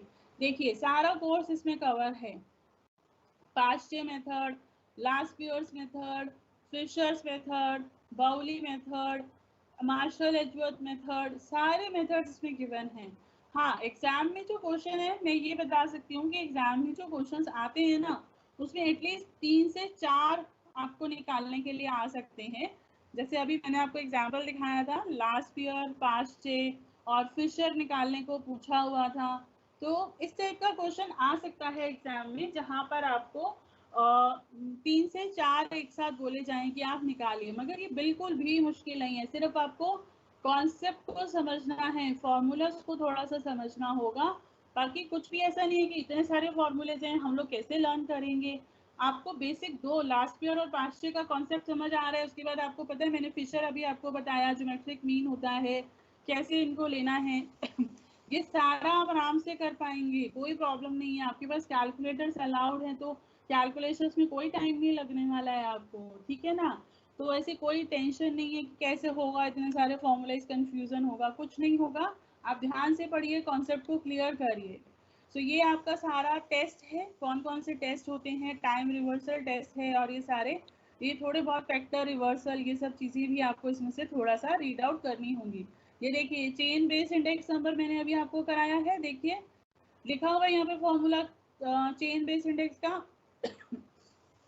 क्या होता है। Chain base index current year का link relative, L R stand for link relative, into preceding year का chain index into divided by 100। Current year का link relative into preceding year का चेन इंडेक्स डिवाइडेड बाय 100। ये formula ध्यान रखिए बस आप, और आपका आराम से क्वेश्चन सारे इजीली हो जाएंगे। तो आई होप आपको इंडेक्स नंबर में कोई प्रॉब्लम नहीं आएगी। तो चलिए अब हम नेक्स्ट टॉपिक करें। हमारा जो आज का टॉपिक है next, that is the time series. क्या है टाइम सीरीज। देखिए टाइम सीरीज क्या होती है बच्चे, क्यों हम टाइम सीरीज पढ़ रहे हैं। जब आप अपना डाटा अरेंज करते हैं, आप कोई भी डाटा है आपके पास, आप उसको अरेंज करते हैं, कैसे अरेंज करते हैं कि कौन सी चीज पहले हुई, फिर क्या हुआ, उसके बाद क्या हुआ। तो जो स्टैटिस्टिकल एक सीरीज बनाते हैं ना हम लोग, उसको हम बोलते हैं टाइम सीरीज। क्या बोलते हैं, टाइम सीरीज। देखिए आपकी स्क्रीन पे आपको दिख रहा होगा, when quantitative data are arranged in the order of their occurrence। जब डाटा, क्वांटिटेटिव डाटा, कौन सा डाटा, क्वांटिटेटिव, आपको पता है डाटा दो टाइप का होता है, क्वांटिटेटिव एंड क्वालिटेटिव, है ना। तो क्वांटिटेटिव डाटा को जब आप अरेंज करते हैं ऑर्डर में, कैसे, कौन से ऑर्डर में, in order of their occurrence. जैसे मैं अगर आपको बोलूँ कि मॉर्निंग में सबसे पहले क्लास शुरू हुई, कि पहले आपने ज्वाइन किया, कि पहले मैंने इंडेक्स नंबर कराया, तो क्या आप बोलेंगे कि पहले हमने ज्वाइन किया, फिर क्लास शुरू हुई और फिर मैम ने इंडेक्स नंबर शुरू कराया। तो आपने कैसे करा, कौन सा काम पहले हुआ, उस ऑर्डर में आपने अरेंज किया ना सब कुछ। तो वैसे ही जब हम डाटा को अरेंज करते हैं in order of their occurrence, कि कौन सी चीज़ पहले हुई, कौन सी बाद में हुई, इस तरीके से जब हम अरेंज करते हैं तो जो सीरीज निकल कर आती है, रिजल्ट निकल कर आता है, उसे हम बोलते हैं टाइम सीरीज। क्या बोलते हैं, टाइम सीरीज। ठीक है ना, तो ये होती है टाइम सीरीज। तो इस टाइप का हम लोग बनाते हैं। ये हालांकि बहुत सारी चीज़ों से इन्फ्लुएंस होती है, बहुत सारे फैक्टर्स हैं, बहुत सारे बेसिक्स हैं। देखिए अब इसका हमें थ्योरी में ज़्यादा नहीं जाना है, हम इसके प्रैक्टिकल पे थोड़ा ध्यान देंगे। सो कंपोनेंट्स ऑफ टाइम सीरीज क्या क्या होते हैं बच्चे? 4 टाइप्स के कंपोनेंट्स हम लोग यहाँ पर मानते हैं कि टाइम सीरीज में होते हैं। मतलब क्या होता है इसका मतलब, कंपोनेंट्स मतलब 4 टाइप की टाइम सीरीज बन सकती है। कैसे बन सकती है? पहली होती है आपकी सेक्युलर और बेसिक और लॉन्ग टाइम ट्रेंड। ट्रेंड कैसा होता है? Long time trend. Seasonal variation, season के हिसाब से जो चेंजेस होते हैं। बिजनेस साइकिल, साइक्लिकल मूवमेंट्स और इरेगुलर फ्लक्चुएशंस। कौन सी? Irregular fluctuations. ये 4 टाइप के कंपोनेंट्स आपके इन्होंने हमें समझाए हैं। मैं आपको एक पीपीटी शो करती हूँ, पहले हम उस पीपीटी में से समझते हैं, फिर हम लोग आपकी बुक के ऊपर चलते हैं, फिर हम देखते हैं आपकी बुक में भी क्या यही चीज़ें समझाई गई हैं या नहीं। तो सबसे पहले देखते हैं कि हमारा जो टाइम सीरीज है उसकी डेफिनेशन क्या है। देखिए, time series is a set of observation taken at specified time, usually at equal intervals, collection of readings belonging to different time period. ये सारी चीजें डेफिनेशंस दी गई हैं, आपकी बुक्स के अंदर भी दी गई हैं, ठीक है ना। तो ये सारा हमारा टाइम सीरीज के बारे में बताता है। देखिए अब आपका ये एक 2 एग्जाम्पल्स दिखाए गए हैं, स्क्रीन पे दिख रहे हैं कि नहीं? 2 एग्जाम्पल्स हैं, ठीक है। पहला एग्जाम्पल है डेज। डेज दिए गए हैं, Monday, Tuesday, Wednesday, Thursday, Friday, ऐसे डेज दिए गए हैं। और क्या लिखा गया है? Number of packets of milk sold, मतलब एक दिन में कितना पैकेट ऑफ मिल्क सेल हुआ। मंडे को 90 हुआ, ट्यूसडे को 88 हुआ, वेडनेसडे को 85 हुआ। ऐसे करके दिया हुआ है ना डाटा आपको। अब आप देखिए, आपको डाटा से क्या दिख रहा है? आप डाटा देख रहे हैं कि मंडे को कितना पैकेट सेल हुआ। तो क्या दिख रहा है कि Monday, Tuesday, Wednesday, Thursday, Friday, यहाँ तक आपका जो सेल है वो डिक्रीज हो रहा है। क्या हो रहा है? कम हो रहा है, डिक्रीज हो रहा है। मगर सैटरडे संडे को वो बढ़ गया है। फिर से डाटा से पता लग रहा है कि नहीं पता लग रहा? हाँ, डाटा को देखकर हम एक टाइम सीरीज बना रहे हैं कि जो वर्किंग डेज मानते हैं हम लोग, मंडे टू फ्राइडे, ठीक है, उन 5 डेज में जो पैकेट का सेल है, मिल्क पैकेट का सेल है, वो रिड्यूस हो रहा है, मगर सैटरडे संडे में वो इंक्रीज हो गया है। तो ये एक अकरेंस ऑफ सीरीज बनाई है हमने कि कैसे कैसे क्या क्या हुआ है, ये हमने यहाँ से शो किया है। या दूसरा एग्जाम्पल आप देखें तो ये पॉपुलेशन को शो कर रहा है। किसको शो कर रहा है? पॉपुलेशन को शो कर रहा है ईयर वाइज। ईयर कौन कौन से लिए गए हैं? 1921, 31, 41, इस तरह से बहुत सारे ईयर्स लिए गए हैं और हम ये दिखा रहे हैं कि ईयरली पॉपुलेशन जो है इसमें करते हैं ना। इम्पोर्टेंस क्या होती है टाइम सीरीज की? Why it is very useful? क्या होती है बच्चे? It is the basis, as the basis of time series businessman can predict about the changes in economy. मैंने समझाया था ना शुरू में। देखिए, आप पिछला ट्रेंड देखकर ये पता कर सकते हैं। अब आपने मिल्क का एग्जांपल देखा, जो पैकेट सोल्ड हुए हैं ना, दूध के पैकेट सोल्ड हुए हैं, उनका आपने एग्जांपल देखा कि मंडे टू फ्राइडे तो वो कम हो रहे हैं, सैटरडे संडे में वो इंक्रीज हो रहे हैं। फाइन, तो इसका मतलब लोग सैटरडे संडे को ज्यादा पैकेट खरीद रहे हैं। तो अब जो बिजनेसमैन है, जो मिल्क मैन है, उसको आइडिया हो जाएगा कि मंडे टू फ्राइडे में उसको कितना प्रोडक्शन, कितने पैकेट्स को रखना होगा अपनी शॉप पे, और सैटरडे संडे में क्योंकि डिमांड बढ़ जाती है तो वो कितना एक्सपेक्ट कर सकता है कि उसकी सेल कितनी हो सकती है। तो ये सब उसको आइडिया मिल रहा है, मगर कहाँ से मिल रहा है उसको, ये सीरीज से मिल रहा है। सो बहुत सारे इम्पोर्टेंस होती हैं टाइम सीरीज की। जैसे आपको आपका प्रॉफिट पता लग सकता है, आपको पता लगेगा कि मेरा प्रॉफिट कैसे कैसे बढ़ा। फ्यूचर में अगर कोई अनसर्टेनिटी आपको दिख रही है, कोई ऐसी मिस हैपनिंग होने वाली है, कोई लॉसेस प्रिडिक्ट आप कर रहे हैं कि हो सकते हैं, तो आप अपने आप को सेव कर सकते हैं कि नहीं कर सकते हैं। हाँ, तो सेल आप अपनी, जैसे आप एक बिजनेसमैन है वो सेल फोरकास्ट करना चाहता है। जैसे अभी देखिए क्या चल रहा है, लॉकडाउन का पीरियड चल रहा है, तो हम ये मानते हैं कि जब लॉकडाउन खुल जाएगा, जब सिचुएशंस नॉर्मल हो जाएंगी, तो जो बिजनेसमैन है वो ये देखा है कि मेरी सेल कैसे बढ़ेगी, मतलब कितनी बढ़ेगी, क्या लोग खरीदने आएंगे, तो वो फोरकास्ट कर रहा है कि नहीं कर रहा, कि वो सोच रहा है किस किस चीज की सेल बढ़ने के चांसेस हैं। अभी क्या हुआ, जब कोरोना का हुआ तो किसकी सेल सबसे ज्यादा बढ़ी, सैनिटाइजर और मास्क की। तो ये क्या था, ये सेल फोरकास्टिंग हुई ना कि हाँ किसकी सेल बढ़ेगी, क्योंकि कोरोना में रिक्वायरमेंट किसकी सबसे ज्यादा हो रही है इस टाइम पर, एक तो आपका सैनिटाइजर और एक आपके मास्क।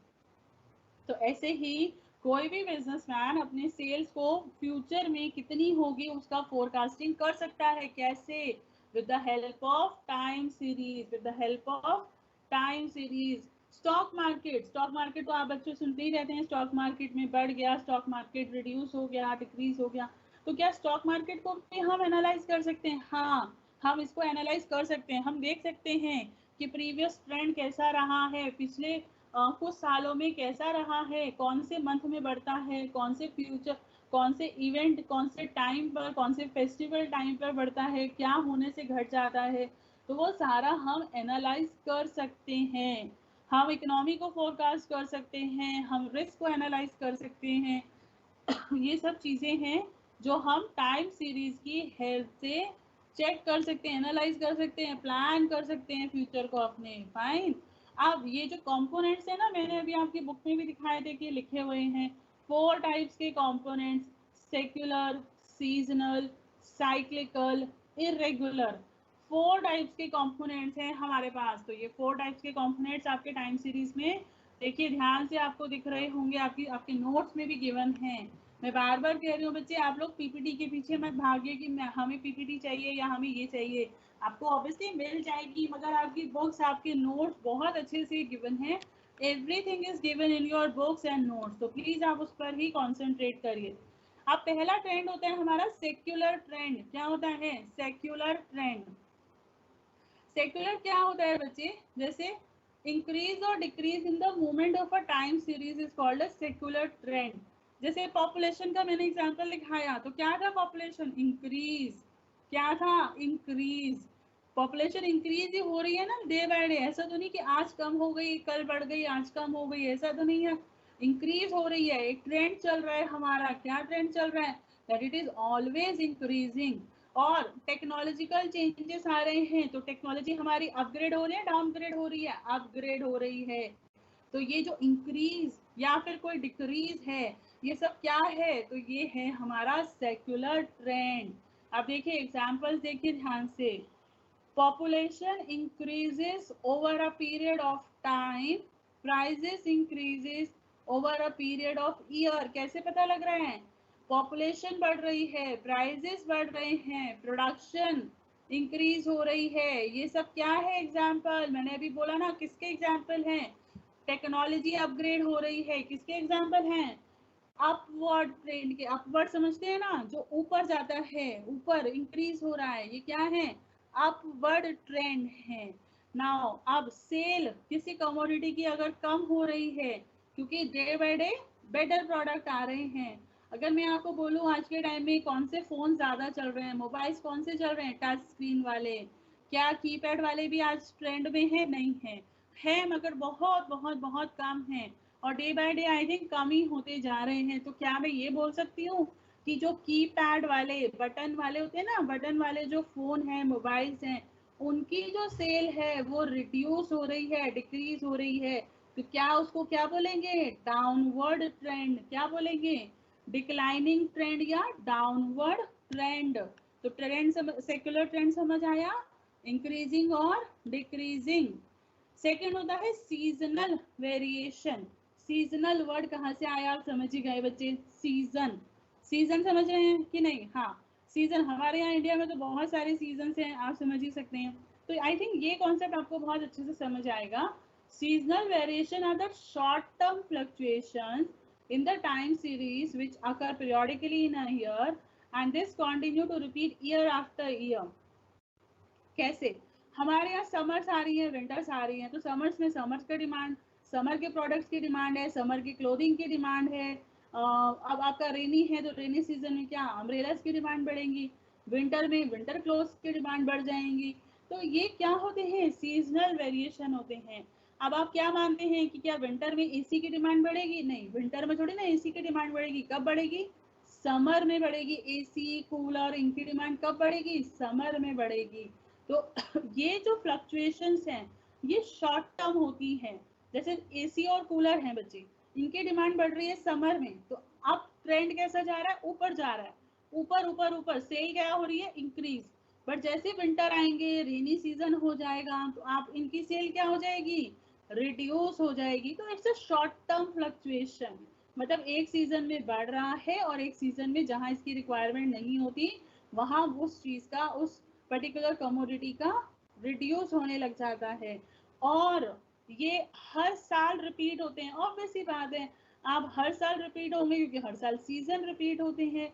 तो नेक्स्ट ईयर फिर से जब समर आएगी तो फिर से डिमांड बढ़ेगी, फिर से विंटर आएगा फिर से डिमांड घटेगी। तो ये सारा होता है आपका सीजनल वेरिएशन। सीजनल पहला कौन सा हुआ? Secular. Secular is a kind of a permanent, समझ रहे हैं ना? अगर एक बार आपके चीज की डिमांड घटने लग गई, जैसे आपने बोला कीपैड फोन्स, जो बटन वाले फोन्स हैं, क्योंकि नई नई टेक्नोलॉजी के फोन मार्केट में आ चुके हैं, तो उनकी डिमांड रिड्यूस रिड्यूस रिड्यूस ही जाएगी, वो फिर अप नहीं जाएगी। समझ रहे हैं कि नहीं समझ रहे? हाँ, वो रिड्यूस ही जाएगी, वो अप नहीं जाएगी।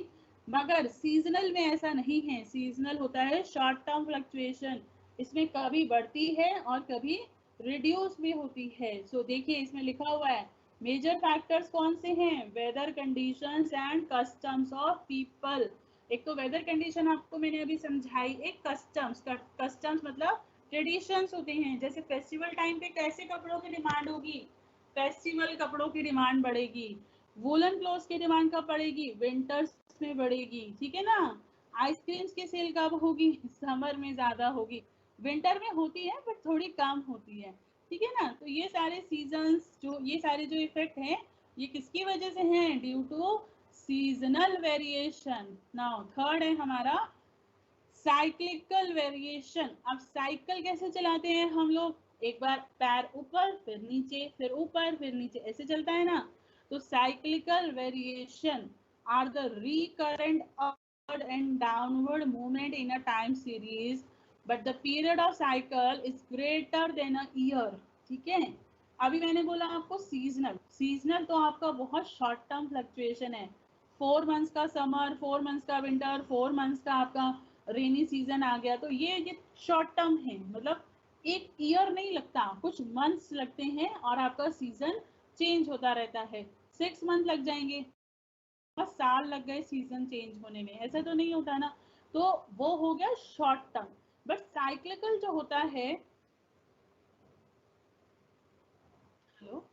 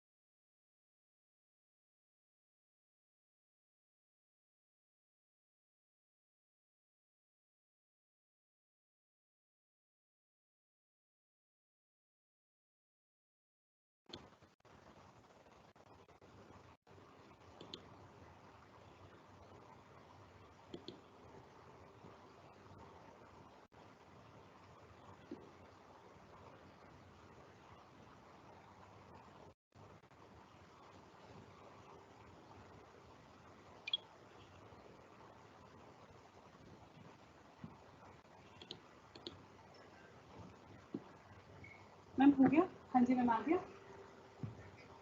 ठीक है, ओके मैम। हाँ जी मैम, ठीक है। हाँ जी बच्चे, I am really sorry, technical reasons की वजह से डिस्कनेक्ट हो गया था। सो हम लोग कर रहे थे साइक्लिकल वेरिएशंस।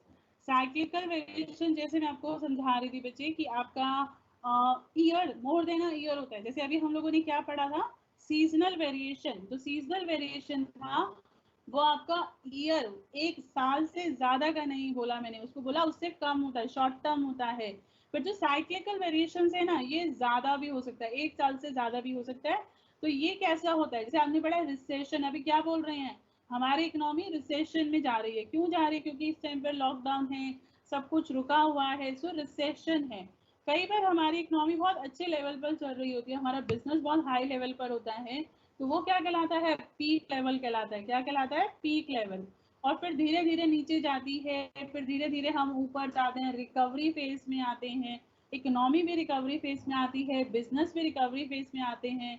जैसे आप ये मानिए कि अगर आप कोई ऐसे बिजनेस में काम कर रहे हैं जिसका आप बहुत ज़्यादा ट्रेंड नहीं है, बट ऑल ऑफ सडन उसका ट्रेंड मार्केट में आ गया, या आपने उसमें कुछ मॉडिफिकेशंस कर दी और वो मार्केट में फिर से आ गया, तो वो जो ट्रेंड पूरा चलता है बच्चे, वो आपका कहलाता है साइक्लिकल वेरिएशंस। क्या कहलाता है? Cyclical variation. जैसे साइकिल होती है ना, एक बार पैर नीचे जाएगा फिर ऊपर आएगा, तो ऐसे ही एक बार आपका नीचे जाता है, रिसेशन होता है, टफ टफ टाइम आपका एक रहेगा, फिर रिकवरी होगी, फिर पीक पर आएंगे, फिर रिसेशन, फिर इस तरीके से ये चलता रहेगा। सो ये साइकिल जो है, oscillatory movement has to pass through 4 phases। कितने phases? 4 phases।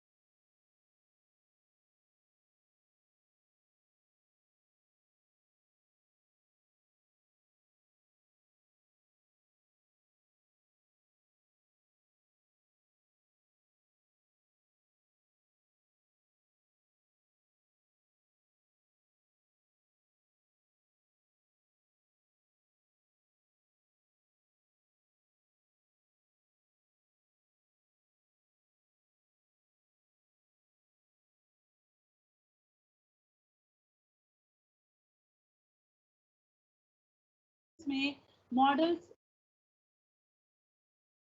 मल्टीप्लिकेशन में कराई थी। वेरिएशन होता है ना, ये एक्चुअली में इरेगुलर है, रेगुलर फ्लो में नहीं आता है। इसको हम लोग रेजिडुअल वेरिएशन भी कहते हैं। क्या कहते हैं? Residual variation. ये कौन कौन सा हो सकता है? पूरा, फिर ऑलमोस्ट पूरा, फिर अच्छा अच्छा टाइम। तो ये बिजनेस में 4 phases आते हैं इसी ऑर्डर में, ठीक है। तो ये कौन सा हो गया? साइक्लिकल। अब हमने कितने फेज कर लिए, कितने कंपोनेंट कर लिए? 3 कंपोनेंट। पहला सेक्युलर, दूसरा seasonal, third cyclical. Now the fourth phase, कौन सा phase? Fourth, irregular. Irregular variation, नाम से पता लग रहा है, it is not a regular fluctuation. ये रेगुलर वाला नहीं है। रेगुलर वाला कौन सा होता है बच्चे? जो आपको पता होता है कि ऐसा होगा, आपको पता है टेक्नोलॉजी चेंज हो गई, तो अब ये वाला मेरा जो प्रोडक्ट है मार्केट में नहीं बिक रहा, या आपको पता है कि अभी विंटर आ गई तो एसी कूलर की डिमांड घट जाएगी। तो ये वाला जो वेरिएशन होता है ना, ये एक्चुअली में इरेगुलर है, रेगुलर फ्लो में नहीं आता है। इसको हम लोग रेजिडुअल वेरिएशन भी कहते हैं। क्या कहते हैं? Residual variation.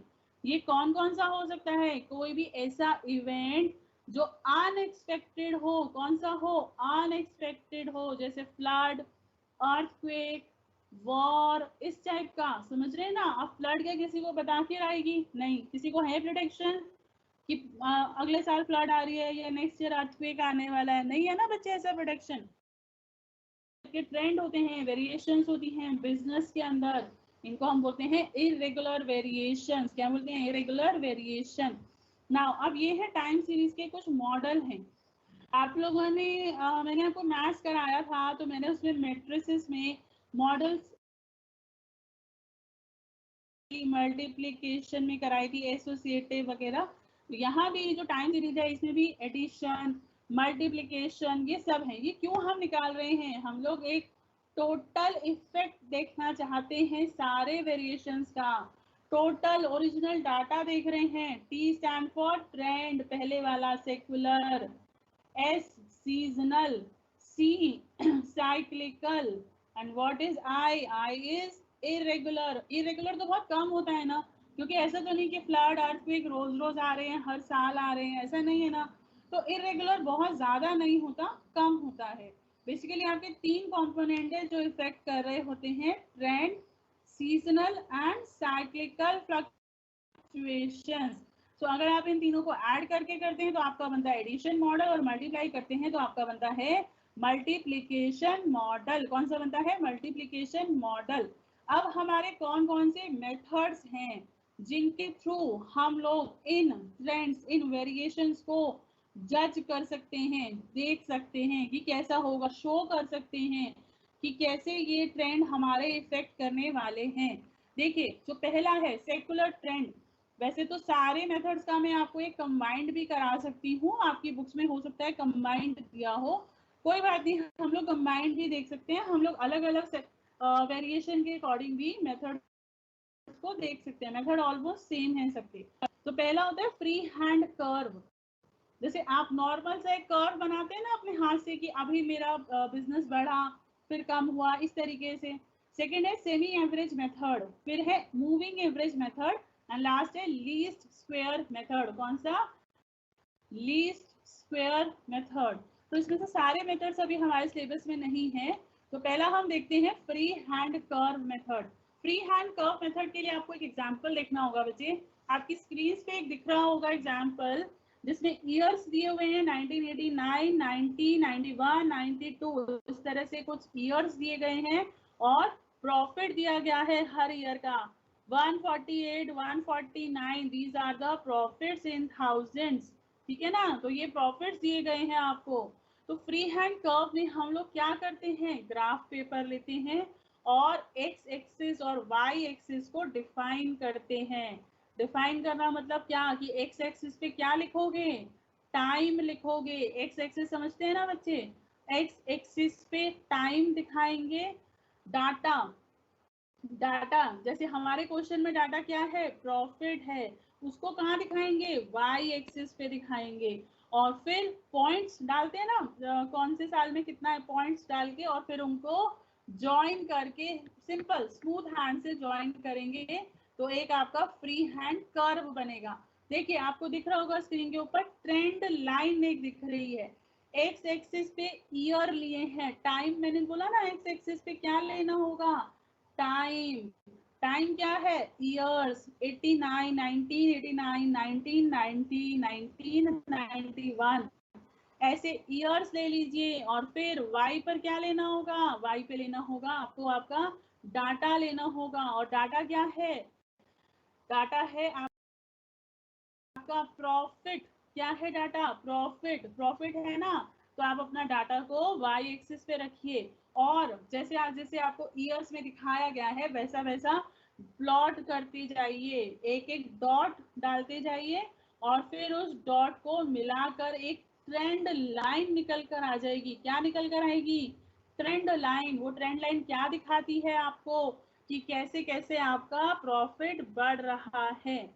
अभी ये ट्रेंड लाइन बड़े दिखाई जा रही है न्यूज़ चैनल्स पर, किसमें, कोरोना के केसेस में दिखाई जा रही है कि कैसे कैसे हर स्टेट में कोरोना के केसेस बढ़ रहे हैं, कंट्रीज में बढ़ रहे हैं। तो ये कुछ फ्री हैंड कर्व के थ्रू ही they also want to depict, they also want to show कि कैसे आप लोगों का कोरोना के केसेस बढ़ रहे हैं। So with the help of this trend line, the news channels, the various person are showing कि कैसे आप लोग कैसे ये केसेस बढ़ रहे हैं।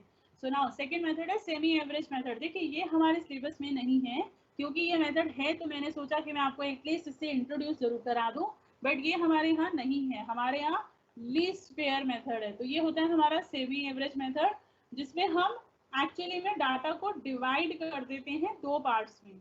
सेमी है ना, सेमी मतलब क्या, हाफ, तो दो पार्ट्स में डिवाइड कर देते हैं। तो ज़्यादा हम इसकी डिटेल में नहीं जाएंगे, क्योंकि अभी ये हमारे सिलेबस में नहीं है। देन हमारा आता है moving average method. Moving average method ये बहुत पॉपुलर मेथड है लॉन्ग टर्म ट्रेंड के लिए। लॉन्ग टर्म ट्रेंड कौन से वाला था, याद करिए। हालांकि हम इसे शॉर्ट टर्म में भी यूज कर सकते हैं, सीजनल में, साइक्लिकल में, तो उसको हम बोलते हैं कौन सा, मूविंग एवरेज मेथड। इसमें कैसे करना होगा, देखो इन्होंने कुछ एग्जाम्पल से समझाया हुआ है। इसमें हमें कुछ टाइम लेना होता है, 3 ईयर, 5 ईयर, 7 ईयर्स, ऐसे हमें लेने पड़ते हैं। फिर हम उनका एक एवरेज निकालते हैं। क्या निकालते हैं, एवरेज निकालते हैं। तो जैसे अगर आपने 3 ईयर्स का लिया है, तो 1, 2 and 3, first, second and third year का टोटल करिए, डिवाइड बाई 3 करिए, एक एवरेज निकल कर आएगा। आएगा कि नहीं, हाँ। और फिर हम लेते हैं second, third and fourth year का, ठीक है।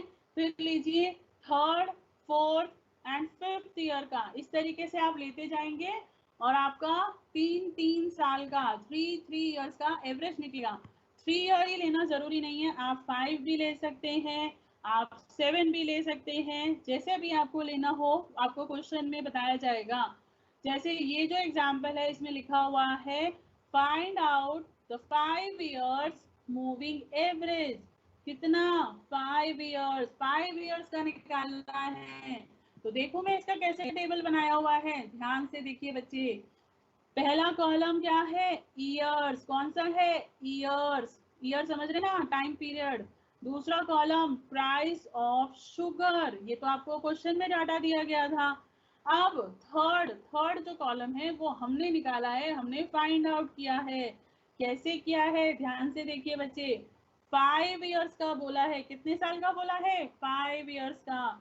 तो पहले 5 ईयर्स ले लीजिए, कौन कौन से हैं पहले 5 ईयर्स, 1982, 83, 84, 85, 86, है कि नहीं, 5 साल हो गए ना। तो 5 साल का टोटल करके देखें, 20 प्लस 25 प्लस 33 प्लस 30 प्लस 27 करके देखिए, आया कि नहीं आया 135, हाँ आ गया, आया ना, हाँ। तो ये जो आया 5 साल का, मैंने कहाँ लिखा है, थर्ड ईयर के सामने, क्योंकि थर्ड ईयर क्या है, हम क्या निकालने वाले हैं, एवरेज। क्या निकालने वाले हैं, एवरेज। और 5 साल का एवरेज 5 डिवाइडेड बाय, कैसे निकाल रहे हैं, 5 साल का डिवाइड कर रहे हैं कि नहीं कर रहे। तो 5 साल का एवरेज कहाँ लिख रहे हैं हम, थर्ड ईयर के सामने। ऐसे ही आप फिर नेक्स्ट 5 ईयर का निकालिए।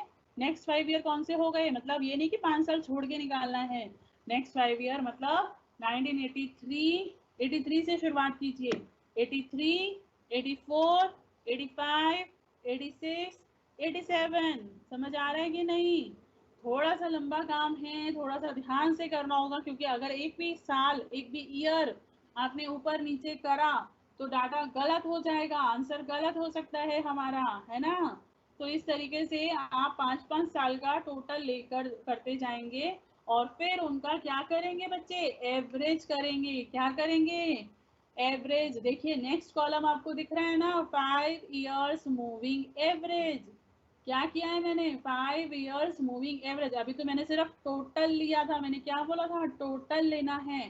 नेक्स्ट कॉलम में मैंने एवरेज किया है। भाई किससे करेंगे? अगर आप 5 साल का टोटल कर रहे हो तो डिवाइड किससे करोगे? 5 से ही तो करोगे ना। तो मैंने क्या करा, 135 डिवाइडेड बाय 5 और आंसर कितना आ रहा है? 27। कितना आ रहा है? 27। निकाल देंगे कि नहीं? हो जाएगा। तो ये आपका 5 ईयर मूविंग एवरेज मेथड है। मूविंग एवरेज 3 ईयर, 5, 7, जो भी आपको क्वेश्चन बोलेगा उसके अकॉर्डिंग आपको इसको निकालना होगा। ये लास्ट मेथड है आपका लीस्ट स्क्वायर मेथड। कौन सा? Least square method. This method is most widely used in practice. Most widely used in practice. This method is applied. A trend line is fitted to data such that two conditions are satisfied. देखिए इसको थोड़ा समझना होगा बच्चे। इसमें एक trend line बनाई जाती है और दो कंडीशंस को हमें सेटिस्फाई करना होता है। दो कंडीशंस कौन सी हैं? Sum of deviation of the actual value of y and computed value of y is 0। जो वैल्यूज दी होती है ना y की और जो आप निकालते हैं वो 0 होनी चाहिए। क्या होनी चाहिए? 0 होनी चाहिए।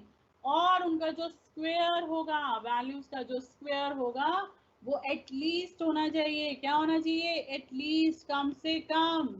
देखिए ये देखिए, ये एक इक्वेशन बनती है हमारे यहाँ। कौन सी इक्वेशन? स्ट्रेट लाइन की इक्वेशन है least square. Y C is equal to A plus B X. What is Y? Y is the trend value जो हमें निकालनी है। एक्स क्या? Independent variable. ए तो कांस्टेंट होता है। बी जो होता है वो भी कांस्टेंट होता है। तो निकालना क्या है? X. Now what is x? X हम बोल रहे हैं इंडिपेंडेंट वेरिएबल। तो वेरिएबल दो टाइप के होते हैं क्या? हाँ, वेरिएबल दो टाइप के होते हैं बच्चे। एक होता है डिपेंडेंट, एक होता है इंडिपेंडेंट। डिपेंडेंट कौन सा होता है? जो दूसरे पे डिपेंड होता है, जो किसी और के चेंज होने से चेंज होता है। और इंडिपेंडेंट कौन सा होता है? जो दूसरे से इफेक्ट नहीं होता है। जैसे हम एग्जांपल लें, demand and price. Price independent है, प्राइस बढ़ सकते हैं, मगर जो डिमांड है वो कैसे इफेक्ट हो रही है? प्राइस की वजह से इफेक्ट हो रही है। प्राइस बढ़ रहे हैं तो डिमांड रिड्यूस हो रही है। सो डिमांड क्या हो गई? डिपेंडेंट हो गई। किसके ऊपर डिपेंड हो गई? प्राइस के ऊपर डिपेंड है। समझ रहे हैं? तो ये देखिए एक एग्जांपल से समझते हैं। Draw a straight line trend and estimate the trend value for 1996। कुछ डाटा दिया हुआ है आपको 1991 से लेकर 1995 तक का डाटा है और आपको निकालना क्या है? ट्रेंड वैल्यू 1996 का निकालने को बोला गया है। तो कैसे निकाला है देखें। हाँ ये देखिए, निकाल रहे हैं कि नहीं निकाल रहे बच्चे? सामने दिख रहा है। मैं आपको दोबारा से क्वेश्चन दिखा रही हूँ। वैल्यूज को नोट डाउन कर लीजिए। प्रोडक्शन दिया हुआ है 1991 में प्रोडक्शन है 8, 92 में 9, 93 में 8, 94 में 9, 95 में 16 दिया गया है। एंड सॉल्यूशन में देखिए ना, सब कुछ दिया हुआ है कि नहीं? दिख रहा है? ये आपका फर्स्ट कॉलम है ईयर का, सेकंड कॉलम है डेविएशंस का, थर्ड कॉलम है y। हमारी इक्वेशन क्या है? ध्यान है ना, y is equal to A plus B X. तो ये डेविएशन निकालने का है। ये पूरी जो इक्वेशन है वो बनाने के लिए हमने किया है। कितना है हमारा जो डाटा था वो क्या था बच्चे? डाटा क्या लिखा था हमने? 8, 9, 8, 9, 16 ये लिखा हुआ। देखिए y का 8, 9, 8, 9, 16 लिखा हुआ है कि नहीं? हाँ लिखा हुआ है। तो अब आप इसको क्या करेंगे? आपकी कुछ डेविएशंस हैं। ईयर क्या है? 1990, उससे डेविएशंस 1। 1990 से 1991 कितना दूर है? 1 साल दूर है। तो 1, 2, 3, 4, 5 ऐसे लिखा कि नहीं लिखा? लिख दिया। तो अब हमने क्या करा? अब हमने x को और जो y दिया हुआ था, क्या दिया हुआ था क्वेश्चन में? y, उसको मल्टीप्लाई कर दिया। मल्टीप्लाई करके हमारे पास क्या आ गया? X Y. क्या आ गया? एक्स वाई आ गया। और फिर एक्स का स्क्वायर ले लिया। हो गया जी। तो अब आप अपनी इक्वेशन में जाके इसको लिख दीजिए। क्या करिए? इसको लिख दीजिए। दिखाती हूँ मैं आपको। देखिए ये इक्वेशन है, आपको दिख रही है स्क्रीन पर। ये इस तरीके से इक्वेशन बनेगी और लीस्ट स्क्वायर मेथड में अप्लाई हो जाएगी।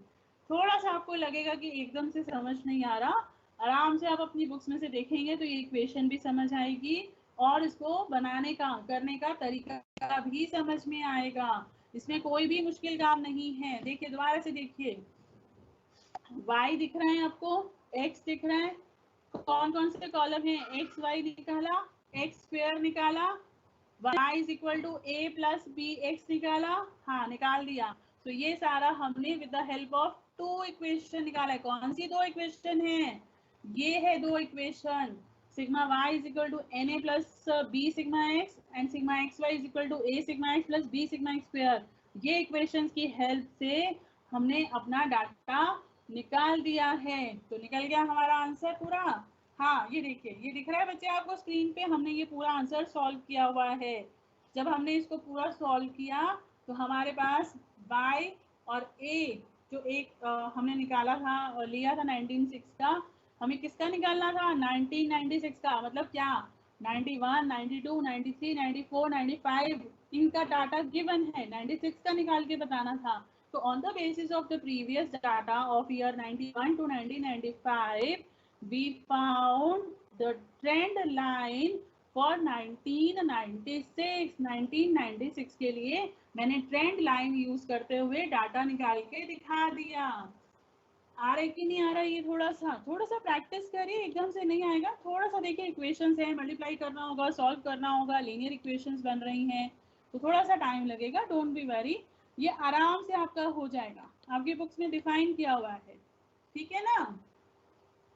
अब ये शिफ्टिंग वगैरह हमें अभी नहीं देखना, हमें सिर्फ अपना ट्रेंड निकालना है। पैराबोलिक कर्व भी हमारे यहाँ अभी नहीं है, ये अभी आपको नहीं देखना होगा। अभी हर जगह ये 3rd डिग्री, आप देखिए जो ये सीजनल है, अगेन उसमें कुछ मेथड है, बट ये मेथड सारे सेम चलेंगे बच्चे, सेम मेथड्स हैं। आप देखिए लीस्ट स्क्वायर और ये सारे मेथड सेम ही चलेंगे, तो कोई इसमें प्रॉब्लम नहीं आएगी आपको। आप अपनी बुक से भी देख सकते हैं, मैं आपको आपकी बुक से भी आपका दिखा देती हूँ। टाइम सीरीज ये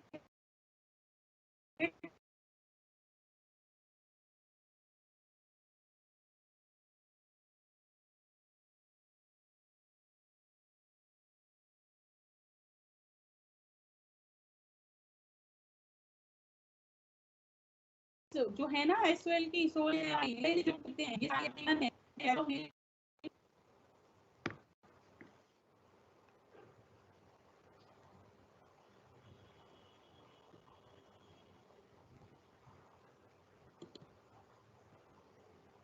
मूवी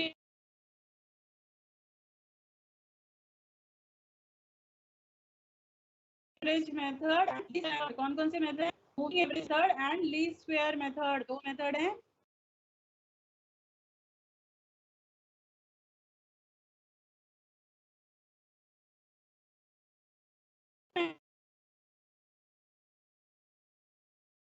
मेथड आपको आपकी बुक्स में मिल जाएंगे, आपको प्रॉब्लम नहीं आएगी, आपको बहुत अच्छे से आप यहाँ पे से कर पाएंगे। फिर में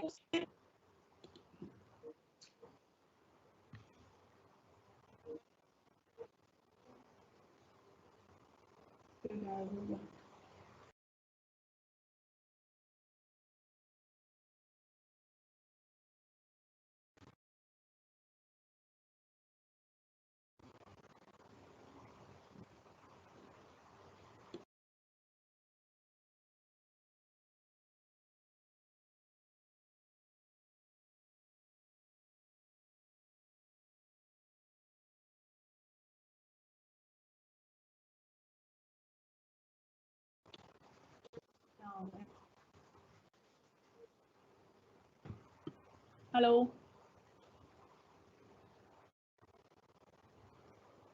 हेलो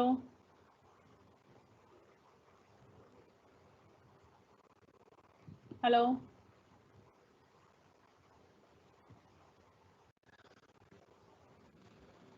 हाँ जी मैम। हेलो भावना मैम। हाँ ma'am, question answer section again यहाँ पे शो नहीं हो रहा आज, फिर दोबारा से। ये स्टार्टिंग में शो होता है, मगर आप जब हाँ सेशन एंड होने लगता है तो ये फिर से गायब हो जाता है यहाँ से। अच्छा, फिर ये मैम आपके शायद टेक्निकल इशू है नेट का, आपके वहाँ से कुछ। माइट बी मैम, क्योंकि स्टार्टिंग में तो सेशन की दिख रहा था, मैंने अच्छे से चेक किया है, मगर अब फिर क्वेश्चन आंसर सेक्शन यहाँ से दिखना बंद हो गया। आई डोंट नो ये क्यों बार बार ऐसा हो रहा है। वो मैम का फिर से Q&A पता नहीं, सेक्शन पार्टिसिपेंट्स वगैरह सब दिख रहा है, पार्टिसिपेंट्स भी दिख रहे हैं, सब दिख रहा है मैम यहाँ से। पर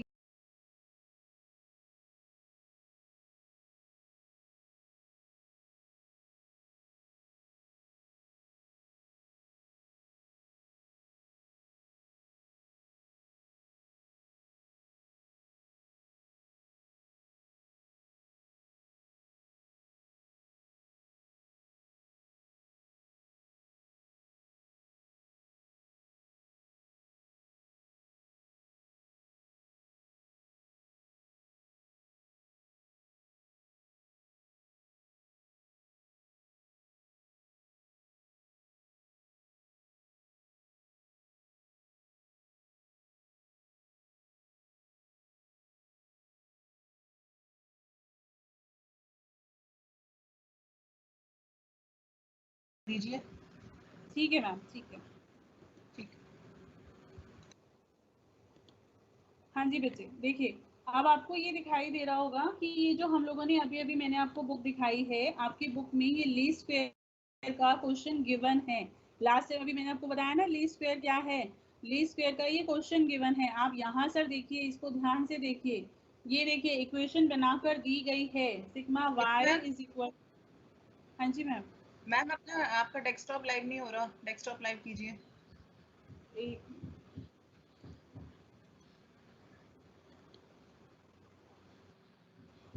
अब हो रहा है ना? हाँ जी।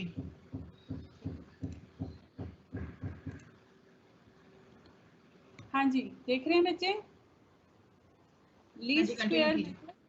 हाँ, लीस्ट स्क्वायर मेथड, ये लीस्ट स्क्वायर मेथड आपका काफी इंपॉर्टेंट मेथड है, इसके ऊपर क्वेश्चन आने के चांसेस भी काफी रहते हैं, इसमें ध्यान से समझना होगा। मैं आपको एक और एग्जांपल के थ्रू उसको समझाने की कोशिश कर रही हूँ बच्चे। देखिए ये आपका एक एग्जांपल है जिसमें बोला गया है fit a straight line trend on the following data. कौन कौन से ईयर दिए गए हैं? 1996, 97, 98, 99, 2000, ये सारे आपके ईयर वाइज दिया गया है। और ये क्या दिया गया है? वाई। देखो क्वेश्चन में साफ लिखा हुआ है वाई है, ये क्या है? वाई। तो ये एक कॉलम बनाइए year wise Y, and then आप निकालेंगे इसमें क्या निकालना है बच्चे? हमारी इक्वेशन देखिए क्या बनाते हैं, इक्वेशन क्या है? Sigma X Y is equal to B sigma X square, ये दिया हुआ है ना। तो इसी जो भी आपको निकालना है उसी के अकॉर्डिंग आप अपने कॉलम्स को प्लान करिए। किसको करिए? कॉलम्स को प्लान करिए कि मुझे कौन कौन से कॉलम्स बनाने होंगे, उसके अकॉर्डिंग आप अपने कॉलम्स को बनाएंगे। और यहाँ से इस इक्वेशन में इस वैल्यूज को जो आपने निकाली होंगी ना, देखिए ये वैल्यूज आई हैं आपकी, तो इन वैल्यूज को पुट डाउन करेंगे आप अपनी इक्वेशंस में। Sigma Y is equal to N A, जो भी आपको वैल्यूज देनी है, और इस तरीके से आपका एक टेबल बनकर आएगा। और यहाँ से आपका ट्रेंड लाइन निकल जाएगी। क्या निकल जाएगी? Trend line. ठीक है ना? तो ये आपका हो जाएगा ट्रेंड लाइन का आंसर। अब आप इसमें ये कर सकते हैं बच्चे, यहाँ बहुत सारे एग्जांपल्स गिवन हैं, प्लीज इसमें से जरूर प्रैक्टिस करिए ताकि आपको इसमें से समझ आ सके कि कैसे हम लोगों को क्वेश्चन पूछे जाते हैं। इसमें बेसिकली दो ही मेथड थे, ध्यान से देखिएगा, लीस्ट स्क्वायर और पहला कौन सा था? फ्री हैंड वाला दिखाया था ना मैंने आपको। ये देखिए ये वाली इक्वेशन मैंने आपको अभी अपनी प्रेजेंटेशन में भी शो करी थी। इस इक्वेशन के थ्रू ही लीस्ट स्क्वायर मेथड का आपका पूरा ये सॉल्व होगा। ध्यान से देखिएगा, method of measuring, method of moving average, और कौन सा? Least square method. दो मेथड है। बहुत सारे बच्चों को कंफ्यूजन रहती है कि मैम सिलेबस कौन सा है, कौन से मेथड आने वाले हैं, कितना टॉपिक आने वाला है। आप अपने सोल की, आपके पास तो डैशबोर्ड का भी एक्सेस है ना, आप उसमें जाके अपना चेक करिए, नहीं तो आप DU दिल्ली यूनिवर्सिटी की वेबसाइट पे जाकर भी सिलेबस को चेक कर सकते हैं। और अदरवाइज तो मोस्टली बच्चे किसी ना किसी ग्रुप में किसी ना किसी टीचर के साथ ऐड है। अगर आपको फिर भी कुछ भी कंफ्यूजन हो तो आप उन टीचर, कंसर्न टीचर से, नहीं तो आप स्कूल ऑफ ओपन लर्निंग की वेबसाइट से उनके कॉल करके वहाँ पर अपना सिलेबस से रिगार्डिंग जो भी आपको प्रॉब्लम है आप वो क्लियर कर सकते हैं। मैथ्स में भी कई बच्चों ने पूछा था कि क्या इंटीग्रेशन है। मैंने क्लास शुरू होते ही सिलेबस दिखा दिया था बच्चे, इंटीग्रेशन नहीं है, हमारे टॉपिक इंटीग्रेशन नहीं था उसमें। तो प्लीज आप अपने सिलेबस को लेकर कंफ्यूजन मत करिए क्रिएट। सिलेबस को ध्यान से देखिए, वेबसाइट पे अवेलेबल है सिलेबस आपका। ऐसे ही बहुत सारे बच्चे मेरे से पूछते हैं कि क्या हमें सारे मेथड करने होंगे, कितने मेथड्स होंगे। नहीं, सारे मेथड्स नहीं है हमारे यहाँ। जितना हमारा सिलेबस हमें बोलता है हमें उतना ही फिलहाल एग्जाम पॉइंट ऑफ व्यू से करना होगा। तो यहाँ पर भी हमारे ट्रेंड को मेजर करने के, टाइम सीरीज को मेजर करने के कितने मेथड गिवन हैं, 2 मेथड, मूविंग एवरेज और लीस्ट स्क्वायर, ठीक है ना। तो आज हमने कौन कौन से टॉपिक किए हैं बच्चे। आज हमने किया है एक इंडेक्स नंबर, कौन सा किया था हमने, इंडेक्स नंबर। और कौन सा किया है हमने, टाइम सीरीज। देखिए ये इंडेक्स नंबर था, बहुत इजी लगा है आपको इंडेक्स नंबर। इंडेक्स नंबर में बहुत ज्यादा फॉर्मूले इजी है, फॉर्मूले जिसमें आप फुल स्कोर कर सकते हैं, फुल स्कोर आ जाएगा। और दूसरा हमने कौन सा टॉपिक किया है आज, टाइम सीरीज। कौन सा किया है, टाइम सीरीज, ठीक है ना। तो ये हमारा था टाइम सीरीज का। आप इसमें से प्रैक्टिस करिए, प्रैक्टिस के बिना देखिए 4 तरीके के वेरिएशन मैंने आपको कंपोनेंट, चारों कंपोनेंट्स को आप अच्छे से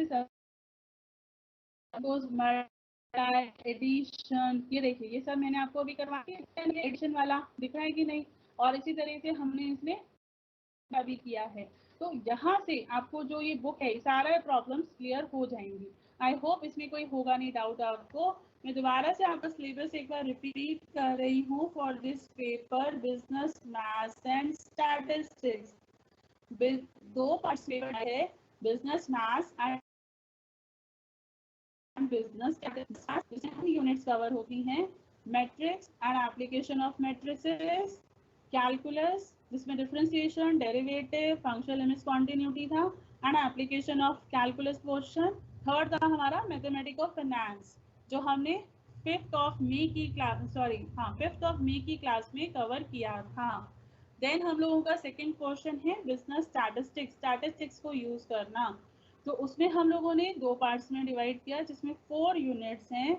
फर्स्ट यूनिट थी measure of central tendency, mean, median, mode, जो हम लोगों ने कल की क्लास में पढ़ा था, harmonic mean and geometric mean. Second हमारा था मेजर ऑफ डिस्पर्सन, जिसमें जो टूल्स हमने यूज किए थे वो थे range, standard deviation, quartile deviation, average deviation. Third हमारा था कोरिलेशन रिग्रेशन, जिसमें से कुछ पोर्शन मैंने आपको कल करवाया था कोरिलेशन का।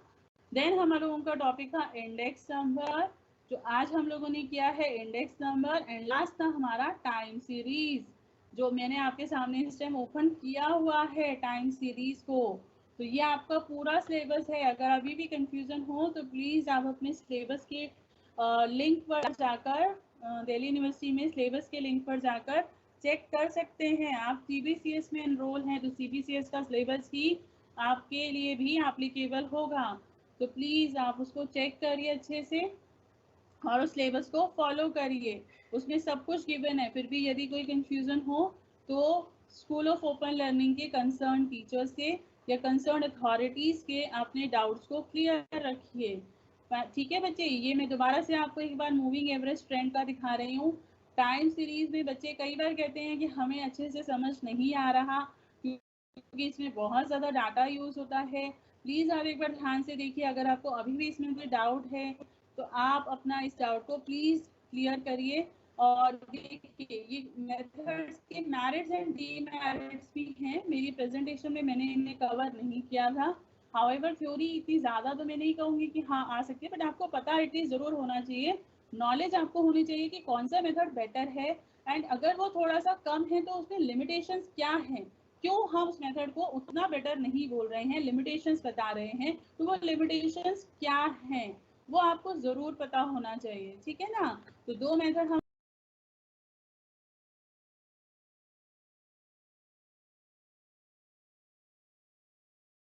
हमारे हो गए, मूविंग एवरेज मेथड और least square method. Least square method को समझना बहुत ज़रूरी है बच्चे, इसमें कई बार कंफ्यूज रहते हैं। देखिए मैंने ये आपको प्रेजेंटेशन में भी इक्वेशन दिखाई थी और ये मेथड आपको दिख रहा होगा आपकी स्क्रीन पर, sigma Y is equal to N A plus B sigma Y, दिख रहा है कि नहीं दिख रहा बच्चे?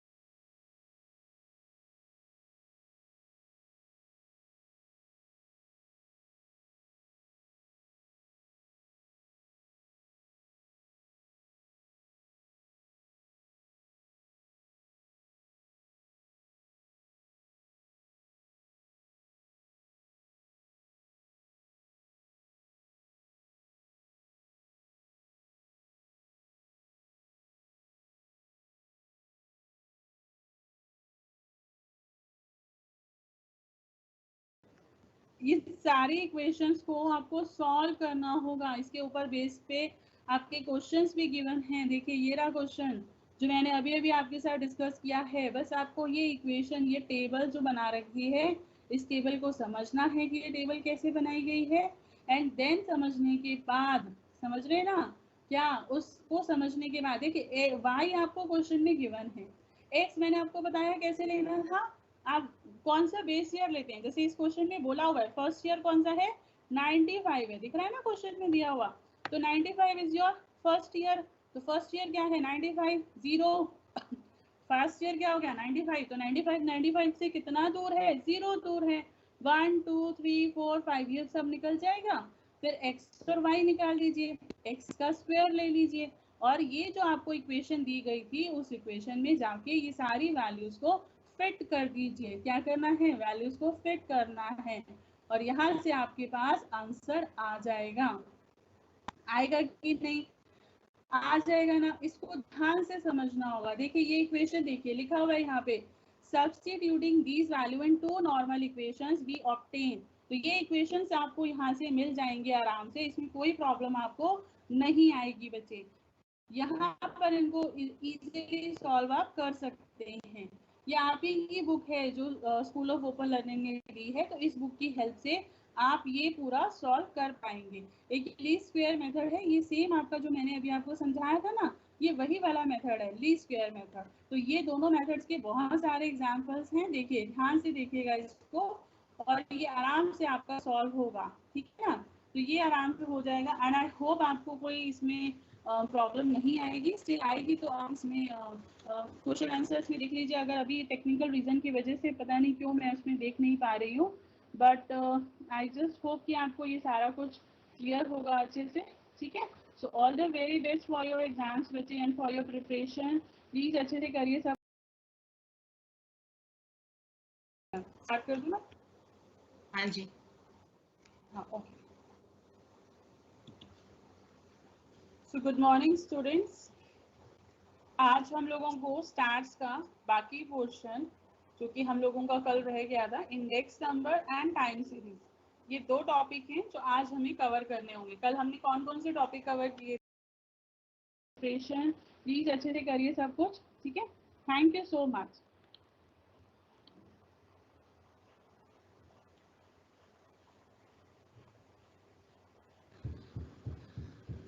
हाँ जी ma'am. Hello, it's done ma'am. हाँ जी yes ma'am. Okay okay thank you ma'am. Okay bye.